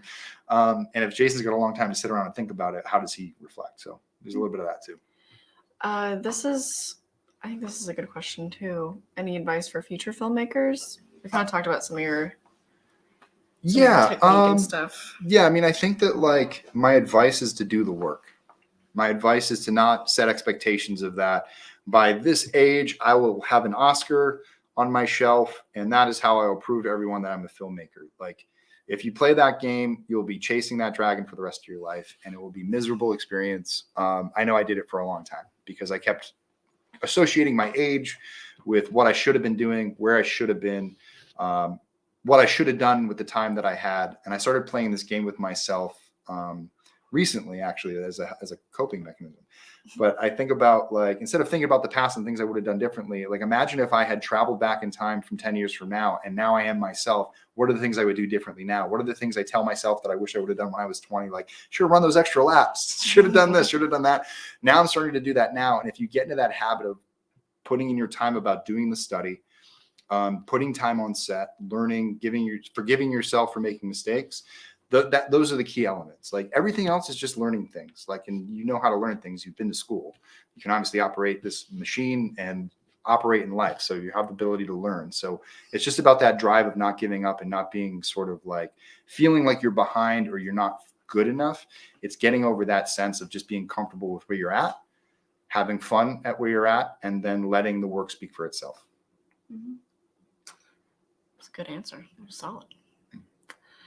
Let's see. Anything popping out to you? Let me see. I have a question about Michael, but you're going to keep it Friday the 13th related? No, we can talk about anything. Because I'm actually kind of interested how you feel about this too. Oh, I love that. That would be cool if they did it. I mean, obviously, like, there's a bad version and there's a good version, and like there's a good version in there somewhere. It's just a matter of, like, if I was a development executive, great elevator pitch. Obviously, like, it's something that's really interesting there. The question is, what interesting happens during that time period that people really need to know? Is Michael doing anything? Is he killing anybody? You can't, because he's dormant for all those years. Because if he was killing people at that age, they would have never transferred him. Yeah. Like the way that they did, or they were planning to do. So you sort of have to look at these things where they sound like a great idea on paper, and then you're like, now develop it into 3 seasons. You'd have to pitch me on what is the arc for those 3 seasons. I don't have it right now. I think it's an interesting take. I think if someone did that as, say, so we did something called The Face of Michael Myers. It was a fan film that I did with Stephen Wolf, who did Jason versus Wolfman. And Stephen and his team and I are working on an original script about wolves right now. And he did it was actually psychologically driven. It was about the way that Myers still haunts Haddonfield. He had technically been dead for years, but people still saw him around. Sort of like a part 5 for Halloween. And so you could do a series of, like, short films, I think, that would be interesting. Like, if you got a really good Donald Pleasance actor, you got a really nice, like, young looking like Michael, and you sort of showed in short stints his kind of, and I mean Loomis, his arc into understanding how evil Michael is. If it was like Dr. Loomis focused? Just Dr. Loomis focused. Or even if you did it like a Never Hike Alone, where it was like Dr. Loomis is taping his sessions with Michael. What are learned from those sessions? Almost like, who did a great fan film? Nathan Thomas Millier, The Confession of Fred Krueger, which is another great fan film. It's like 45 minutes long, and it's all Fred Krueger confessing his crimes to the cop, that the confession that didn't end up sticking. So Nathan created a moment out of that, a 45-minute film with flashbacks and things like that, which is really cool. It's on YouTube. Great filmmaker. So there's things like that. So I think that's sort of like, could I go to Netflix with that? No, but could I go to Shudder with that as a short miniseries in the future of content creation for, like, something that could be on YouTube but also be on Shudder? Like, would you watch something on Shudder that's 15 minutes long? Probably. They'd still make money off of it. So yeah, I think that there's something there, but it has to be sort of figured out of what box does it fit in to tell a satisfying story without running too long. Yeah, I think it just can't be too centered on Michael, because, like, he doesn't speak. That's the whole thing. You could do stories about other people at Smith's Grove that are going nuts, and then you see, like, maybe Michael is influencing them. Maybe. I mean, then you start to get into the lore and what is Michael power really is. Like, there's a thing in Halloween that I've always wanted to explore that's in the first novel, that before Michael turned, he heard a voice. And he admitted that to somebody in his family. And then a few weeks later, he snapped. So that there might be something that took him over from another thing, like an emptiness, a darkness, something. Yeah, I had this theory because I made a predictions video for Halloween Ends. And one of them is that it's going to be kind of very centric on like his house, and his house might be some sort of like nexus of evil or whatever. Maybe. And yeah, one of my theories was that he was the only member of his family who was actually born like at the house, whatever. So born on Halloween, yeah. something like that. Yeah. Somebody asked 13 fanboy question. It's on Amazon, not on Blu-ray, DVD only. That is a question for Deb and Joel for how to get Blu-ray. I'm just not 100% sure. It was just let me see. Did I miss? No, I got it. Yeah, that one. Just if you guys haven't seen 13 Fanboy, directed by Deb Voorhees, a ton of Friday the 13th alumni in it. Friday the 13th alumni are stalked by a crazy Friday the 13th fan. Worked with. That's where I met Nora Hewitt. We worked on all the stunts, and I got a cameo in the film and all that fun stuff. If you haven't seen it, and if you have seen it, you know some of the other fun stuff that I do in the film too. So there's some good stuff. Go check it out. I think it's on Amazon right now. You can get it on Amazon Prime, and it's also on Amazon Prime for delivery if you want to get a Blu-ray. I mean, a DVD. Blu-rays aren't available. Sorry, not my job. Yeah, there's a whole like network of fan films and everything, and you were kind of but that was actually. I mean, that's actually a legitimate film. It's not a fan film. Well, It lives in a world. It's the Scream of Friday the 13th. It's Wes Craven's new nightmare Friday the 13th. Yeah. But technically, it's its own. I mean, it got its own individual. Like if it was a fan film, it wouldn't have been able to get its own independent distribution. All those things. So technically, and these are events that are based on real things that happened to Deb Voorhees, that happened to Adrian King, that happened to. I mean, all of the Friday the 13th alumni. Really, they've all had to deal with some very creepy stalkers. It's scary. Yeah. Oh. Switch up the topic a little bit. How do you feel about a Michael versus Jason movie? I tell this to everybody. My Michael versus Jason movie is very short. Jason wins very quickly, so you do not want me to make that film. Really? But why? Because like it's like if you ever had Godzilla fight Gamera. Like I don't care. You can come with all the Gamera you want. It's like the first time I ever watched Godzilla lose to King Kong, I was so infurious. I was like infuriated. I was just like, this just isn't, no, this just logically doesn't make any sense. To me, it just that it was always the same. I have the same, every time somebody says it, the same image in my head. Michael walks up to Jason. He sticks that little knife in him. And then Jason looks at the knife, looks at Michael, and then punches his head off. And that's the short. And that's it. And Michael's done. And that's it. Seems like it'd be easy enough to make then. I know. I think maybe I should just make that. Just get a lot of views. Someone's gonna make it now and get 10 billion views. Yeah, no, I mean just hype it up. Don't tell anybody about how long it is. We'll do a $200,000 Indiegogo crowdfund campaign. Raise all the money in 20 seconds. Yeah. If you thought they were mad after Never Hike in the Snow, oh my god. Here we go. Okay, let's see. See, we have my Jason Dominator. I see you. Thanks, Don. Michael has never permanently died. Well, he would now. Well, yeah, that's okay. So that's my whole thing is like Michael is a supernatural being, and no matter how many. Well, yeah, I mean that's kind of what they're establishing in the new trilogy because like no matter how many times he gets stabbed and whatever, he just gets up and he's fine and he like pops up wherever, like the actual boogeyman and. I just feel like Jason wields bigger weapons. I feel like Michael's smarter. Michael is smarter. I will give Michael smarter. I don't know, just because like I feel like Jason's stronger. I would say that's fair. And I also think Jason has more supernatural tricks up his sleeve. I feel like you could. I'm not going to jump into that because I think, but we could be here all day. We could be here all day. It's a debate, and so that's the whole thing. It's like basically who wins Michael versus Jason depends on who the filmmaker likes more. That's exactly what it comes down to. Yeah, and making it interesting. I think the Michael versus Jason Evil Emerges is like about as good as it's going to get for like an even keel. I haven't seen that. Oh, it's I think South African filmmakers. I always want to say New Zealand because the accent's very similar, but I've learned to distinguish between the South African and now the New Zealand, the Kiwi. So it's got like way more views than Never Hike Alone. It's got like 50, 100 million views, something because it's Michael. It's right in the name. It's like that wasn't the mistake I made. Never Hike Alone. Like if I had been as smart as Cody Falk and put Voorhees as my title, like I would have 10 billion views. But what are you gonna do? You just work with what you got. And I believed in the name from the very beginning. But but they did a good one at Radical Entertainment. They do good work.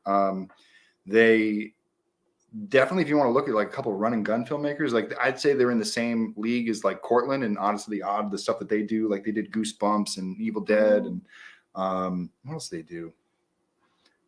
Scary Stories to Tell in the Dark. They did like Cortland before doing Never Hike stuff, makes all of his own stuff. He's out in Australia right now working on a film called Talk to Me with Raka brothers, who are influencers from down under, who are basically like Jackass from Australia. And they made this really cool movie that now they're getting to shoot with Sam Raimi.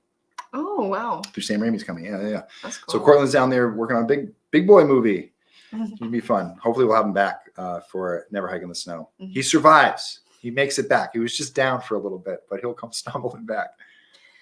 Let's see. Oh, somebody asked an update on the Friday lawsuit. Lawsuit's completed. Victor Miller won. Now Sean and Victor have to mediate, which is its own bundle of lawyer goodness. So it took think about how long it takes to get those rulings done. You're probably going to look about how long to get the mediation done and how the deals work. So now when you make a Friday the 13th, you got to come to Victor for one part of the rights, and then you got to go to Sean for another part of the rights. You probably have to go to other people for other parts of the rights, depending on which Jason you use. It's somebody needs to just buy it all. Yeah. So buy it all. Do you think at this stage, like, we would ever see another Studio Friday movie? We will eventually. It's going to take a studio executive with enough monetary power to scoop up all of the rights and just do it, or scoop up the part of the rights they need just to tell their part of the story. But hopefully what we don't get is like an Amityville horror Friday the 13th. It splits up into 3 different, like basically you can get different pieces of the rights, and like you can say it's a Friday the 13th movie, but it's sort of like, really, is this really in the, like, what are they, Amityville in Space, I think, just got released. What? Yeah, they have like 50 movies in the Amityville thing, because I guess you can buy the rights really easily to Amityville. So you can be anybody and like say like Amityville Shark Attack. Yeah. Like there's one that's called like the Amityville Karen or something that just came out. That's like, so that's what Friday the 13th is at risk of happening if something happens to Victor and Sean, and then the light, who knows? Like, it's just, please, Jason Blum. I know everybody's like, he's whatever, but he probably does have the money to get Friday the 13th. And I know he wants it and he has the motivation. Like, even if you don't hire me, just get it out of hell, please buy it. Yeah. How do you, this is kind of off topic, but how do you feel about like the kind of the evolution of Blumhouse? Because they started like greenlighting very, very original things, and now it's like Candyman, Halloween, Exorcist. I think it's their avenue to get to the things they've always wanted to work with. I understand that nuance, because I would have done the same thing with Friday the 13th.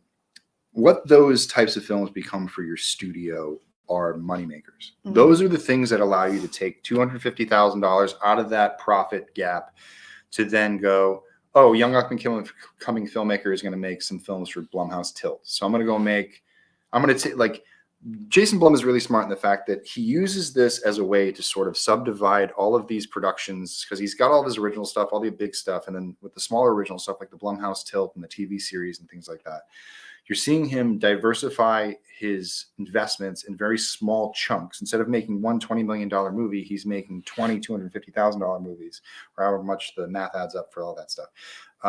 And one of those becomes an It Follows, becomes the next Conjuring, becomes the next thing. He makes a ton of money. Becomes the next Paranormal Activity. I mean, obviously the thing that built the studio.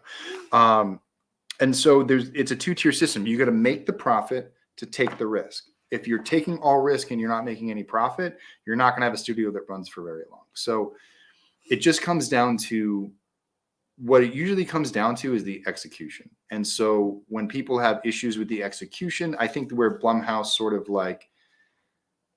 runs into a lot of stuff with that, because people, they've sort of went from like the indie darling to now they're the studio.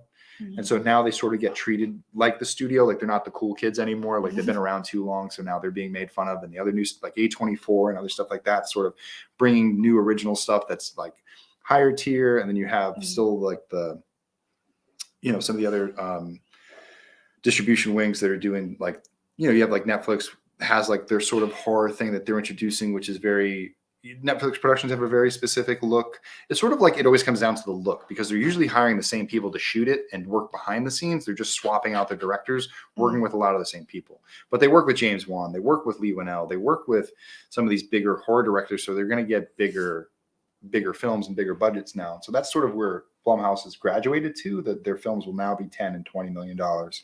They take a couple of those risks a year because with those movies, they're trying to make 100 million, 500 million. With their $250,000 movies, they're trying to make 30 million. So that you got to try to like, it's sort of like that tier. If you think about it that way, like if a $20 million makes $30 million in the box office, not great. It might look like it's making money back, but it's probably not, because after P&A and everything else of the cost that goes, like you end up not making all that money back. Like even the film itself is only getting 60% of that revenue because 40% is going to the theater. So, and there's other people along the line that need to get paid before the people who invested in the movie are paid back. So yeah, we can, here we are. And here's horror business 101. I should just do a whole masterclass of all this stuff. But that's basically to kind of get like, it has its purpose. It's just up to Blumhouse when they get to one of those very beloved franchises to not muck it up. And everything's, you look at the comments, you find somebody who loves it, somebody who hates it, and somebody who's meh. And that's like that with everything. And so you're not going to please everybody all the time. You just got to kind of trust in your filmmakers. At the end of the day, for these studios, yes, they want to make money, but the experience is the experience they had making the film for them most of the time. So it's, hey, maybe that didn't work out, or we didn't get the reception we wanted from that, but it was really great working with that cinematographer. And it was really great working with that director or that person.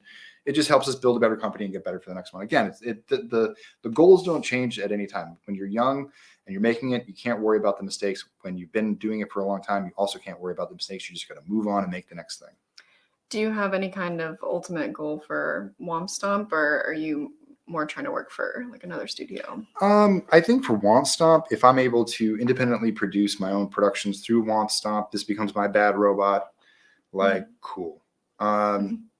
Honestly, all I care about is making stuff. So whether it's through this, or whether somebody hires me, or whether I'm working with James Sweet and Carl Winery on Jason Rising, or Cecil Laird on Dylan's New Nightmare, or Renee on Judy and all the other stuff that we've worked on, or Steven and the stuff that we're working on, like, it's really just as long as I have an opportunity. Like Womp Stomp is just a place where I created my own opportunity, and I suggest other people do that too if that's how they want to, if they want to get into this.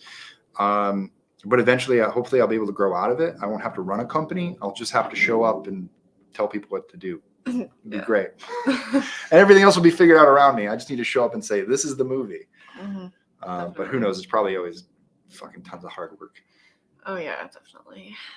Evil dies tonight. Yeah. Any questions jumping out at you? Let's see. Would I be willing to speak to students about filmmaking? I would. In fact, I want to work with Days of the Dead. I do panels with them a lot. So if you ever run a Days of the Dead panel that I'm around, come out. I do a lot of that stuff. I have been interviewed by students for papers. If you wanted to do a presentation in a class, if you want me to talk to I actually offered that off to NAU because my brother went to NAU, and I offered, if you ever want to, if any college courses or high school courses want to talk to me, like bring me in as a guest for a day, and we can talk about crowdfunding and independent filmmaking, would happily put together a presentation for that. So definitely down. Email me at wompstompfilms@gmail.com, and we'll schedule a time to do it. Nice. Oh, somebody asked where the name Womp Stomp comes from. It's Elena. It's Judy. It's Judy herself. Womp Stomp comes from Star Wars. So there was a Star Wars game called Star Wars People of the Empire. I don't know. Nintendo 64. And there was a code that you put into a password that you say Wampa Stompa. And that would turn you into a Wampa creature from the Hoth ice level. And you could break out of your cage and then start smashing stormtroopers. And that's the only thing I did in the game. And so I just loved that password, Wampa Stomper. It was my AOL handle for years. And then when I came to Instagram, somebody had it. So I had to change it, and it turned into Womp Stomp. And then Womp Stomp turned into Womp Stomp Films. And that is the story of Womp Stomp Films. Oh, I didn't know that either. Wow. Let's see. Somebody asked if, Jason versus Wolfman. I think It is a trailer. It could be a film. In fact, we said that we wouldn't do it, but I got a lot of requests. We might look at that down the road. That would be through Hawthorne Hearst Films. They're the ones who produce it, but we'll talk to them and maybe think about doing it. Oh, nice. That's cool. Yeah, because everyone was like, I want to see this. And I'm like, I know. We ended up developing a script out of that. That was like, there was like kind of a central theme in that script that I was like, this would be. This is when I was like, I think it's time to do something original. We took that and we're turning it into an original script, but it's so unrelated to now the Jason versus Wolfman script in the very specific way that I think we could do both and not step on each other's toes. Quick question about will I bring back Megan or Trish? I don't think I can get Trish. Megan, Jennifer Cook, she's not doing movies anymore. She doesn't do Friday the 13th. I tried. That's the first script I wrote for Never Hike Alone 2 had her involved. Tom told me that she doesn't do movies. Let me see if, I don't know. Trish is a maybe. Not in the script right now, but hey, neither was blowing off Mabry's head in the last one. So, so who knows? Maybe. Somebody said Jason versus Bigfoot. Jason Voorhees, Night of the Beast, an actual Friday the 13th fan film crowdfunding. I think right now has been crowdfunding in production. That's a thing.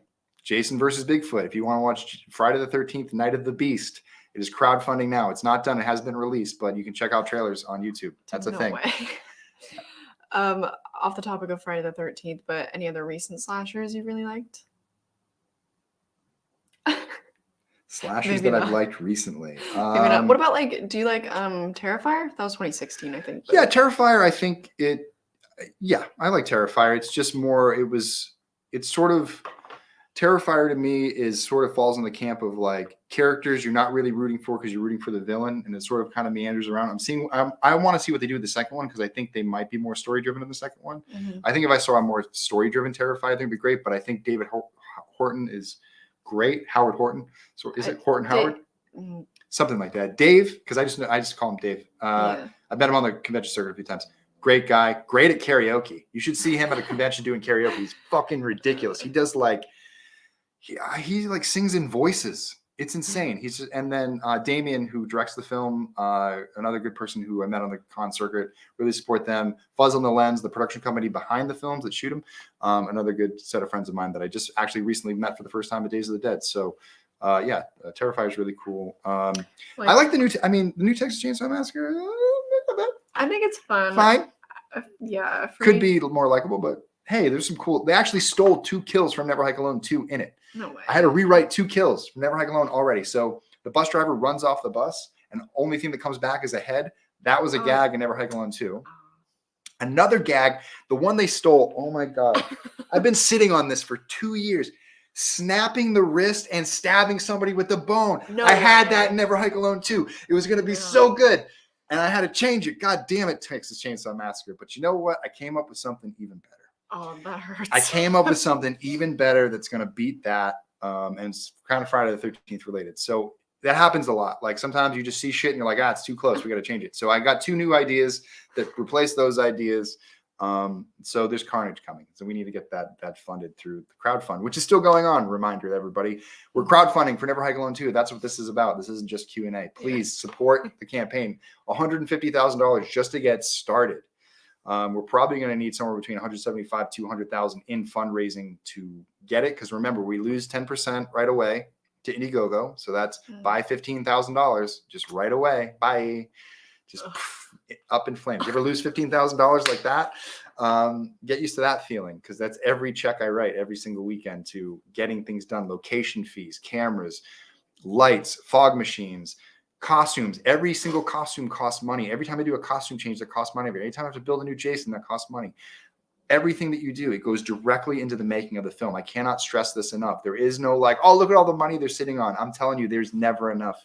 We can always do more. We can always expand scenes. We can always make it more comfortable on set for us. The difference between having a motorhome on set with a makeup station that we can do things in an air-conditioned environment versus being out in the middle of the forest with, 50-foot extension cords running through the thing, trying to cover somebody in a tent. You know what I mean? Like, there are things that you can do that help us make the movie better, and it's all by your contributions. Please contribute to the campaign and then share it with everyone you know. I mean, just knock on their doors, like send them mass emails, like wake them up in the morning and just show them something and just say, back this. If you want to see it, like, it's not just on you now. Like, if you made your contribution, that's great, but you're going to need, there's 288 people on the screen in front of me right now. You still need about another 3,000 people. So go find me 10 more people, 288 people, go find me 10 more people of each of you, and we'll get there eventually. Yeah, we talked about too, you might want to have like a little bit of behind the scenes stuff, and maybe people could kind of see a little bit more what's going on, like where their money's going to, you know? Yeah. So a couple of other things. Let's talk about some of the perks real quick. Any producer perk that you have access to set, you can come to set. We'll let you know when we're filming. You can show up. You have access. We can't fly you here, but if you can get here, you can come, stay in town, come to set, be on set as a producer. We'll get you a chair. We'll set you up at Video Village. You'll have the producer's treatment the entire way, free food, all the fun stuff. A couple cool things. You have fan commentary. We did that for the Ghost Cut. It went really well. I'm really proud of the commentary track that we came up with our commentary backers. We can do that for Never Hike Alone too. That would be really fun. Name a character. So you can name a character after yourself. So you don't want to find your name in like the 2,000 names that are going to be in the end. You can actually have your name as the name of one of the characters in the cast list. And their name may get said out loud or not. We have to work on it. We can't have everybody just calling each other by their name. It'd be really weird. But you will get credited that way. We have what I think is kind of the coolest perk is the VIP perk because it's affordable. You get everything that we're going to offer. And then you get your name on a select list of credits. So it's one of 300. So there's only going to be 300 names in this block of bigger font, like where you are a VIP backer. There's only going to be 300 of you. You guys share that place. And then everyone else is going to be in the big scroll, which is still great because it's cool to watch people's names scroll by for 5 minutes, realizing that it took thousands of people coming together, giving a little to make something big happen. And that's what this is about. This is about rallying the Friday the 13th base. This is about rallying the indie horror film circuit. This is about everything you've ever wanted in a Friday the 13th film coming to fruition. You don't want to wait on the studios anymore. I am trying to offer that to you right now with this project. And you get to watch it for free. You get to bring it home into your home theater with a Blu-ray that we do that is professional quality. We don't mess around. Like, we go to the professional printing place, same place that you get your Blu-rays from at Best Buy. We have very good vendors. I think anyone who's ever received a disc from this has been pretty happy with the quality of it. And if anyone ever has any suggestions or has a cheaper way to do it at that quality, please email me at womstopfilms@gmail.com. I would love to cut my cost on producing perks. Remember, part of our money raising is for producing those perks. It costs thousands of dollars to create a Blu-ray. It costs thousands of dollars to ship things. It costs thousands of dollars to print hundreds of T-shirts and pins and posters and VHSs. I mean, God, VHS is more expensive to make than Blu-ray because you have to find tapes, and tapes aren't easy. That's why they cost more. So you got to think about all the shipping. Like, when you guys, like right now, there's 288 people that have backed us. One thing I want people to think about, 288 people paid for their perk, and they also paid for shipping. That shipping cost is incorporated in the $20,000 I'm looking at right now. So there's probably about $3,000 to $4,000 that's actually shipping. So I'm actually looking right now at $15,000 that I've raised versus the 20 that's there. That's how my brain justifies it when I'm watching it. So remember, you might think we're doing great. There's still a lot that's going to come out of the movie and into the campaign or the running part. So we really need to make sure to pad the goal so we get everything going into the movie. That's the goal. So the movie gets what it needs, and then post-production gets what it needs, and then physical perk production gets what it needs. And that's sort of the tier of priority. And we'll always come back and try to raise more money. So we're going from now until April 15th. That will be the core campaign. When the core campaign closes, we will shift to in demand if we reach our goal. We'll stay open all summer, and we'll be pushing and campaigning all summer to hopefully raise upwards of $200,000 to $250,000 to really fund the cost of this film.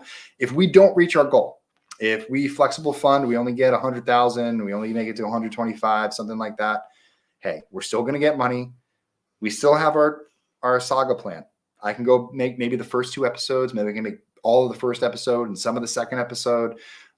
Maybe I don't do some of the first episode. Maybe I cut it down even further and make it a true sequel to Never Hike Alone 2. And we don't see some of the stuff that happens earlier that day. There's different things that we can do. But you want the whole thing, right? You want a feature-length film. You want it 60, 70, 80 minutes long. We got to raise $200,000, $250,000. It's so important for you to share the link and be a word of mouth.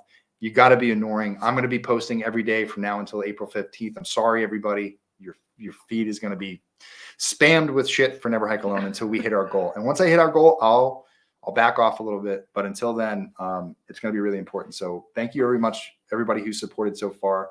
This has been huge. Why don't we do maybe 3 more questions, and then we can go there. Okay, sure. Can you name a character pee-pee head? No. That's the one contingency. No Bodie McBoat faces. No Fart McDaniel. No Gady farts. Which none of that stuff. We want to give them real names. So suggest somebody like, if you want it to be you, that'd be fun. If it's somebody that you want to be a gift to somebody else, they're going to get killed in the film. Mostly the people that were getting named, they get murdered. So you get to name one of the victims. One of the victims will be named after you. So, and there might be other stuff that we can come up with too. I'm open to suggestions. I don't sell roles in the film. I'm sorry. It's just something that's like, there's too many actors out there trying to get jobs who are really good at what they do. I want to work like everybody who I cast in this film. They're people I met on the indie circuit who have been busting their ass for years. They earned a spot in this movie. Like, I don't want somebody to just come in and buy a movie from one of my friends.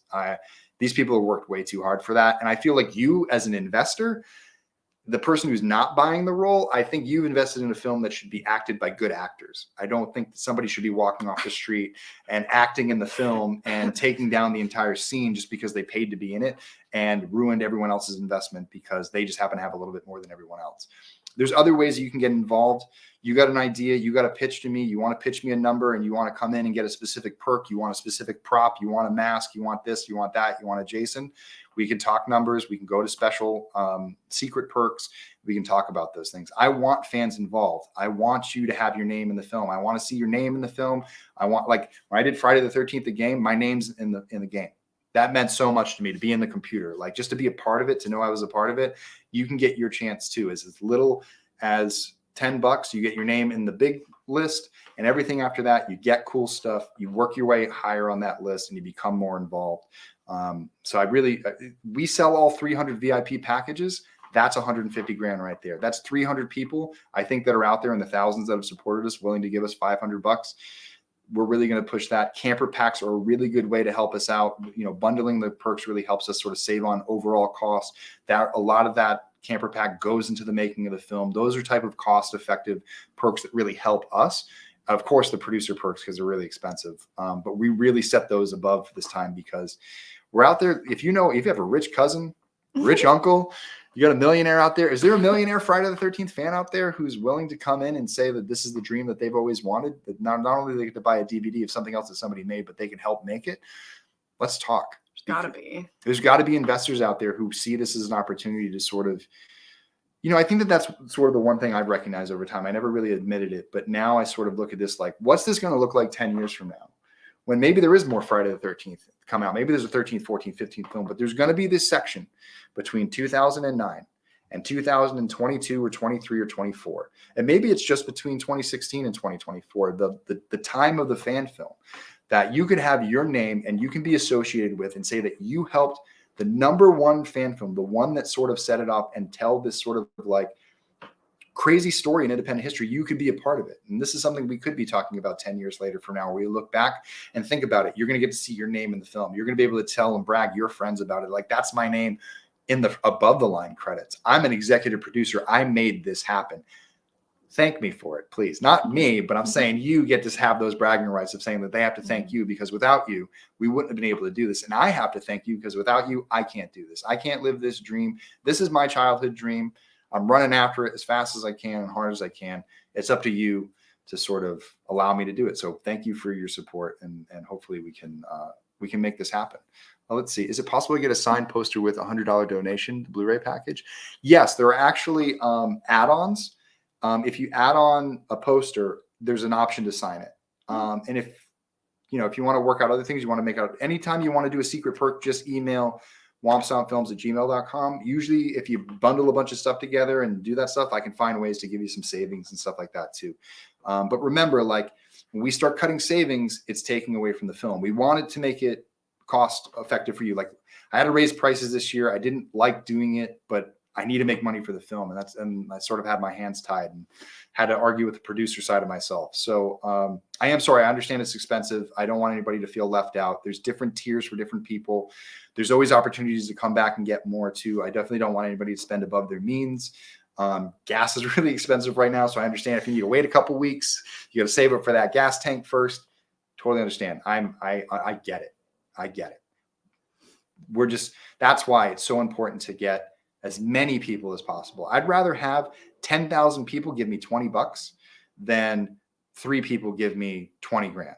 Like, honestly, like I want as many names on this as possible because it shows the studios how badly people want Friday the 13th. When they see a list, like you're talking about these people who go out and they get collect signatures. What are those called? Oh, petitions. A petition. Yeah. This is our petition. It's an actual movie with a petition on the back of it. All the names that are going by. Let's show that to the studios. You want me to direct for HBO? You want me to direct for Blumhouse? You want me to direct for these companies? Show them that.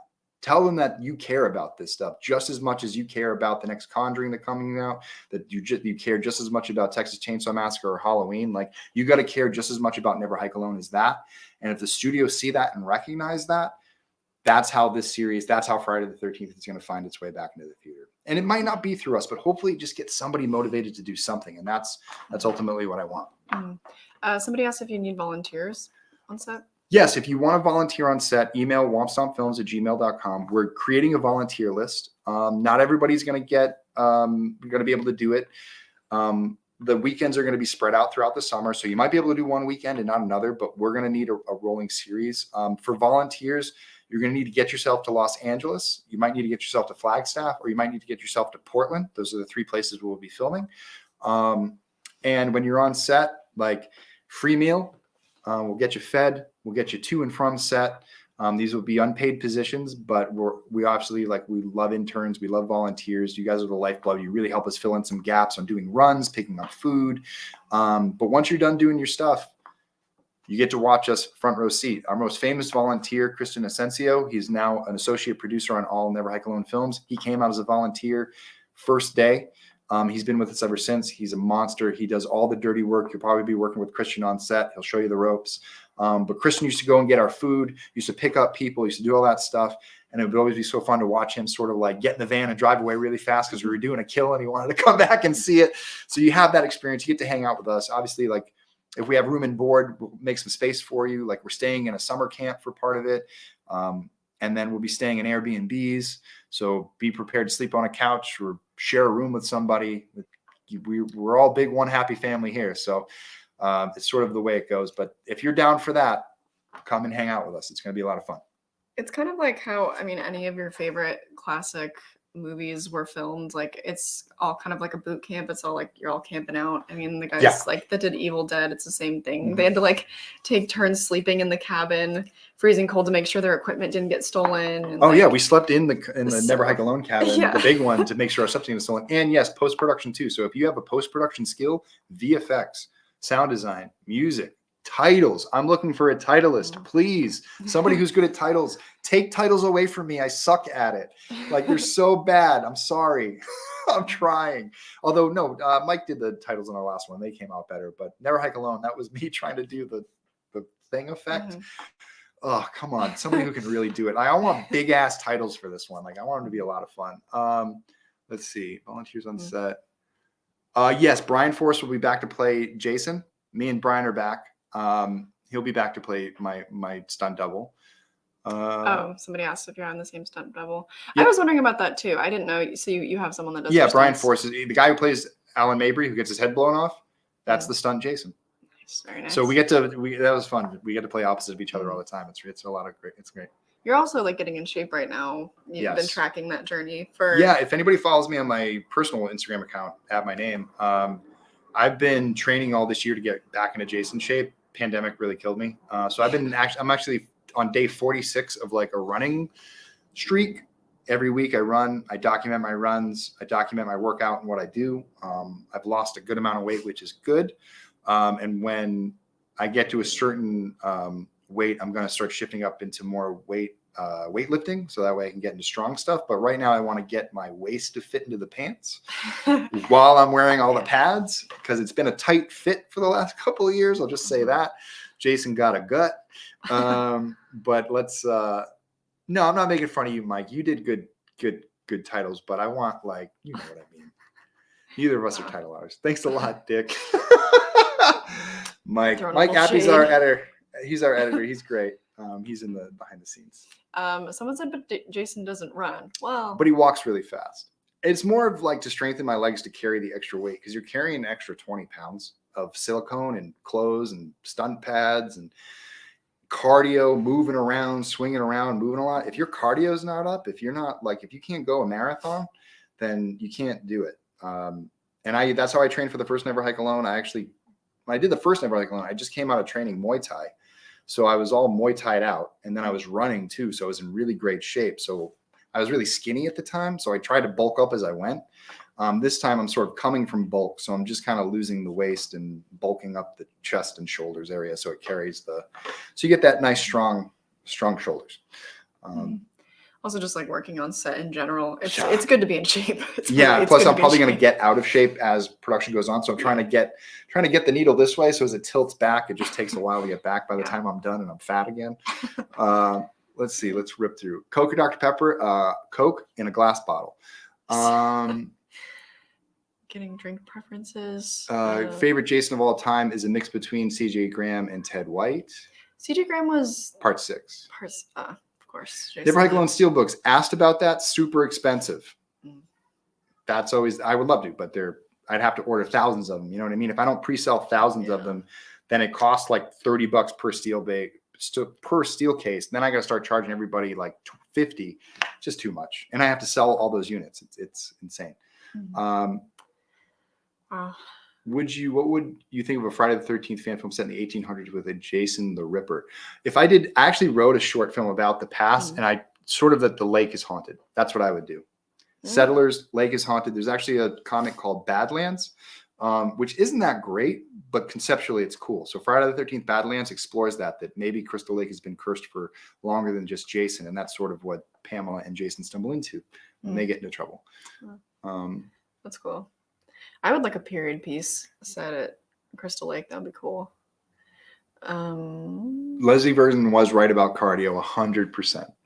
100%. Who's that? You ever seen The Rise of Leslie Vernon?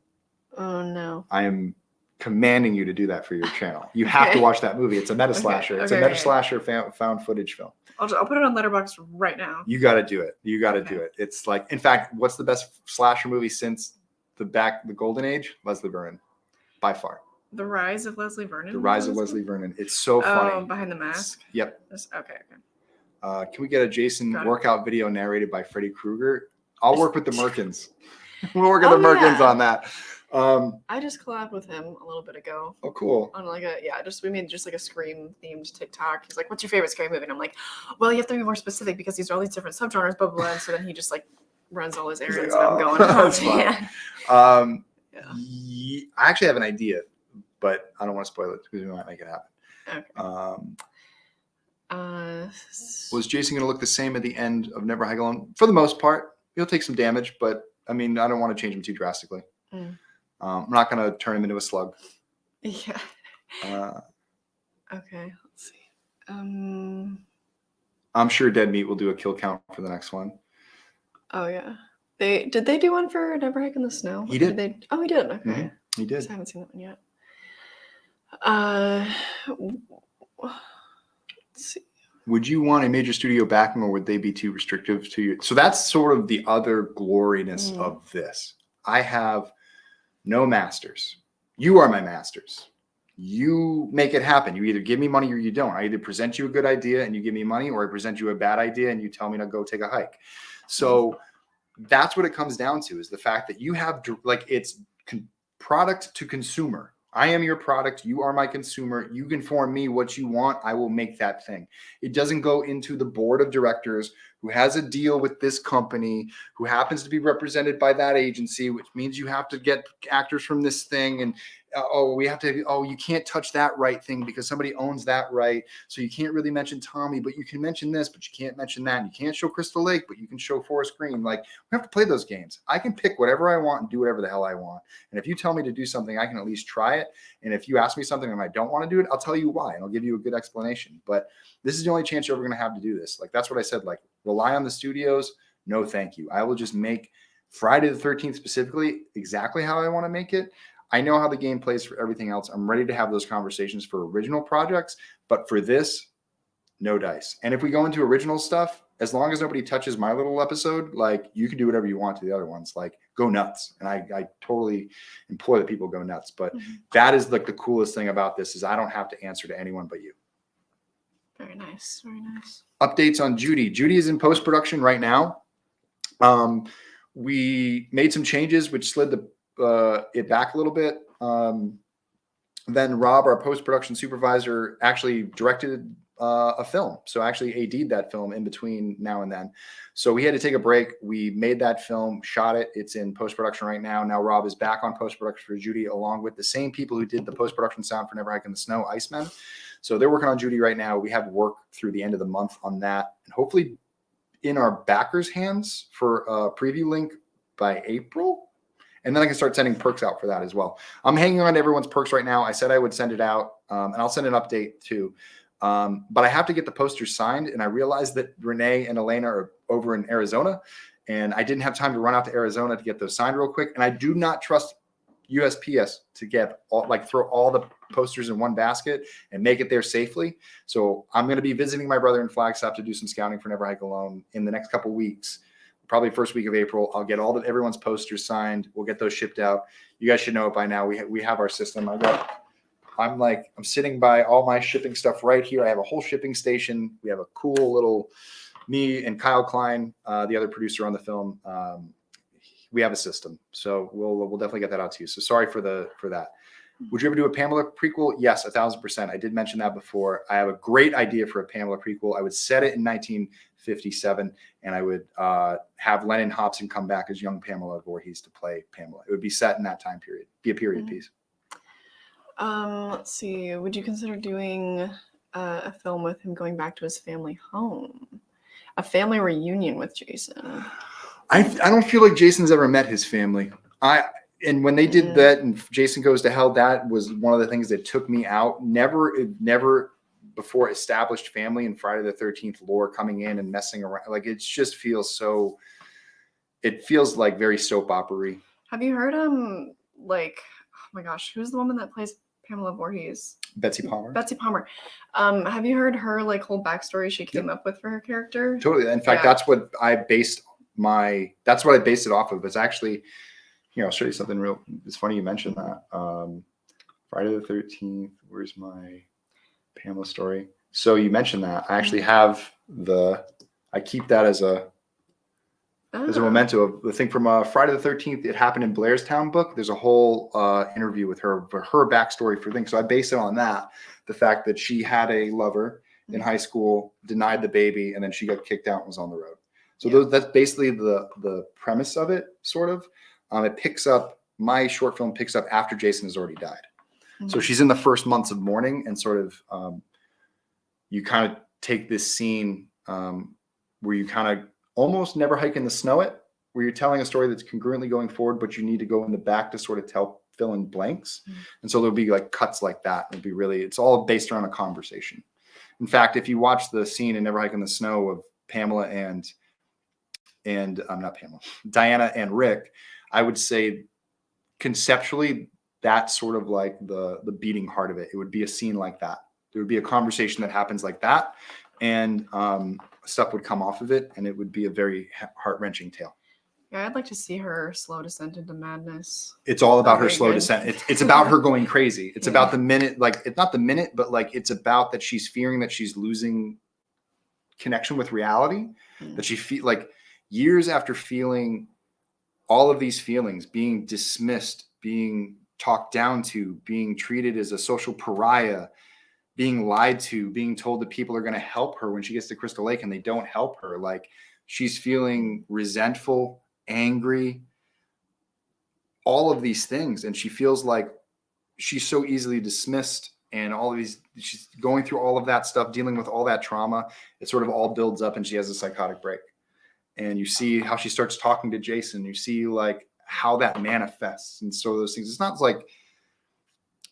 and I try to keep it out of a hacky type way of doing it, but it's just sort of you feel for her, and then you start to see, you start to recognize, you've talked to those people who have sort of been on the brink of mental illness. And you start to recognize those things when you talk to people. And it's sort of fans watching it would start to, oh my God, she's starting to lose it. And the person she's with, like, oh shit, she's starting to lose it.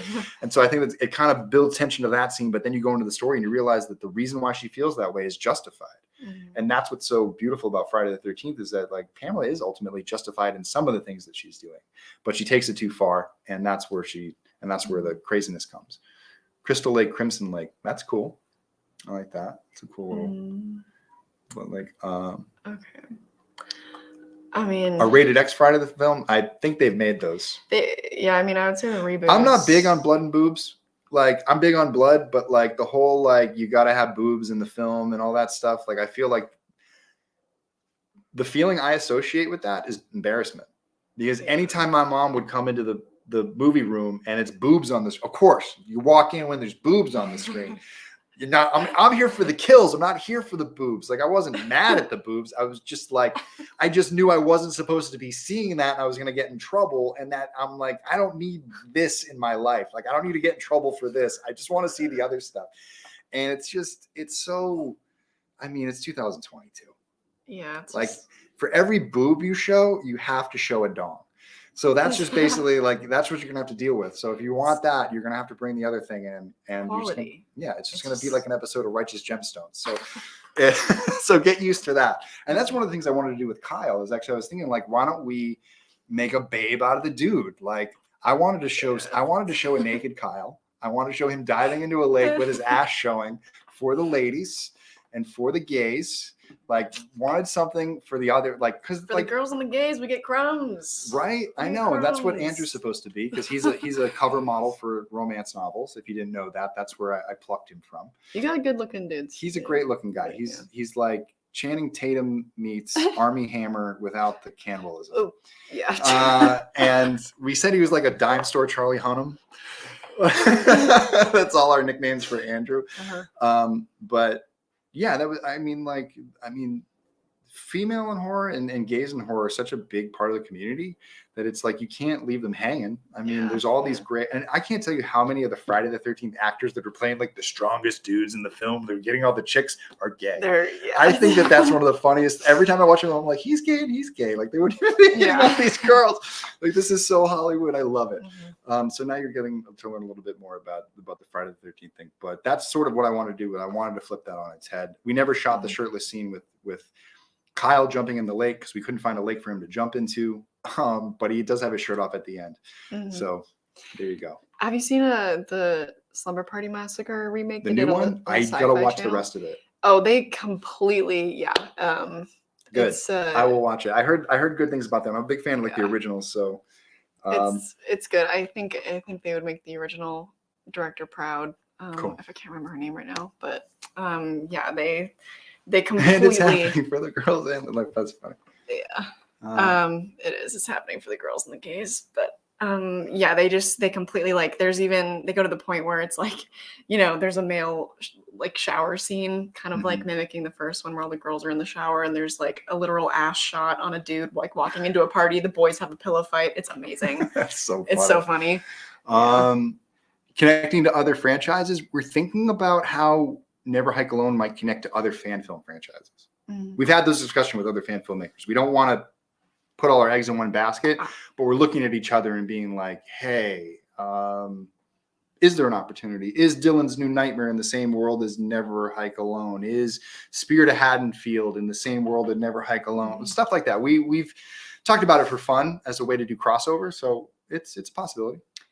Yeah, something that I really want to see in Scream 6 is like a final girl like therapy session kind of a thing. It'd be fun to do a fan film with, like, because everybody just wants to see all their favorite slasher killers just hanging out and, like, you know what I mean? Like, to do something like that, because you couldn't do that in a real movie, but it'd be fun to do it in a fan film. I think that'd be good. I think you could do that that's actually an original idea that I had, that like at a convention there's a back room where these like local serial killers who dress like they come up with their own slasher. And they meet as like an AA group and they tell their story about, like, this is the slasher I made this year and these are the people that I killed. And all the killers lay their lists down. So I'm coining that. Do not fucking steal that. Have you written that down anywhere? Somewhere in a book somewhere. Okay, we have it on file. We have it on file. Copyright. Womp Stomp Films 2022. The convention, and if anybody wants to produce this or write it, and you're a writer and you want to help me with it, definitely I work with co-writers a lot because I'm a better director than I am a writer. I can direct you as a writer in a really great direction, but I think that'd be a really cool thing where they all get together and that's your anthology where everybody has their own, they're cosplaying. There you go. They're all cosplaying at the convention and they all meet and they say like, this is what I did this year. And maybe there is one that maybe it's something I've seen before, but yeah, the horror fan film cinematic universe. That's what I'm talking about. It'd be, you know, Marvel for the horror fans. Exactly. And I do want to help build that. That'd be cool. I think are you tapped out? I'm tapped out. Yeah, it's been a wow, 2 hours and 14. 15. Wow, this has been a great stream. Let's see what the here. Let me take this real quick. Let's see where we're at.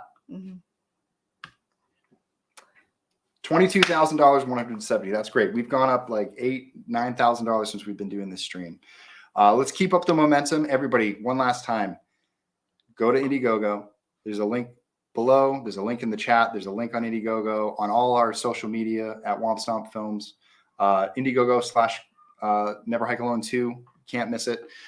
Share it. It's going to be up to you. You're going to have your responsibility doesn't end here. You have to help us with this, especially this one. This isn't like a quick $50,000, which it's amazing that $50,000 can be quick for us because it took me years to raise $50,000 before, but we got to get to 150 and beyond. So share the link, tell all your friends about it. Next time you go to a convention, get people rallied around it, show people stuff on your phone, show people how to log into Indiegogo, email me at wompstompfilms.com, wompstompfilms@gmail.com if you have any questions for perks and things like that. And Kylie, thank you very much for entertaining us. Show me how to use StreamYard. Watch The Haunted Hippie. Where can they find you? Thank you. Yeah, just literally just search Haunted Hippie on YouTube. I'm on Instagram too. I think you have my @Haunted Hippie Horror on Instagram. So I'm around. Yeah. So she does great reviews. You're a that's me. You're a film major. And so you like to dive into stuff. So anybody who's like an independent filmmaker, you want to meet another young independent filmmaker who's analyzing old films, old and new, and comparing and doing all this stuff. Really great channel for that. And definitely check out her review on Never Hike Alone. It's very good. Oh, thank you. Thank you for the plug. And you can share that with people if they're like, I don't know if I want to watch it. Share some of the reviews that people have made about Never Hike Alone and what they talk about and get people there. So although I made that video like a year and a half ago. So that's when I like didn't know at all what I was doing. And you had braces. No, it was pre-braces. That was pre. I had braces for a while. So there's a time. There's a time. All right. So thank you everybody for stopping by. Obviously, your support means everything in the world to me. I will be here all day answering questions as best I can. I do need to not look at some computer screens for about an hour, so I'm going to walk away after this and go sit in a park or something. Maybe go get a coffee. But if you see me around LA, say hello. And then you know how to get us. Never Hike Alone 2. Let's make it happen, everybody. Let me see. Where do we broadcast up on there? Sorry. All right.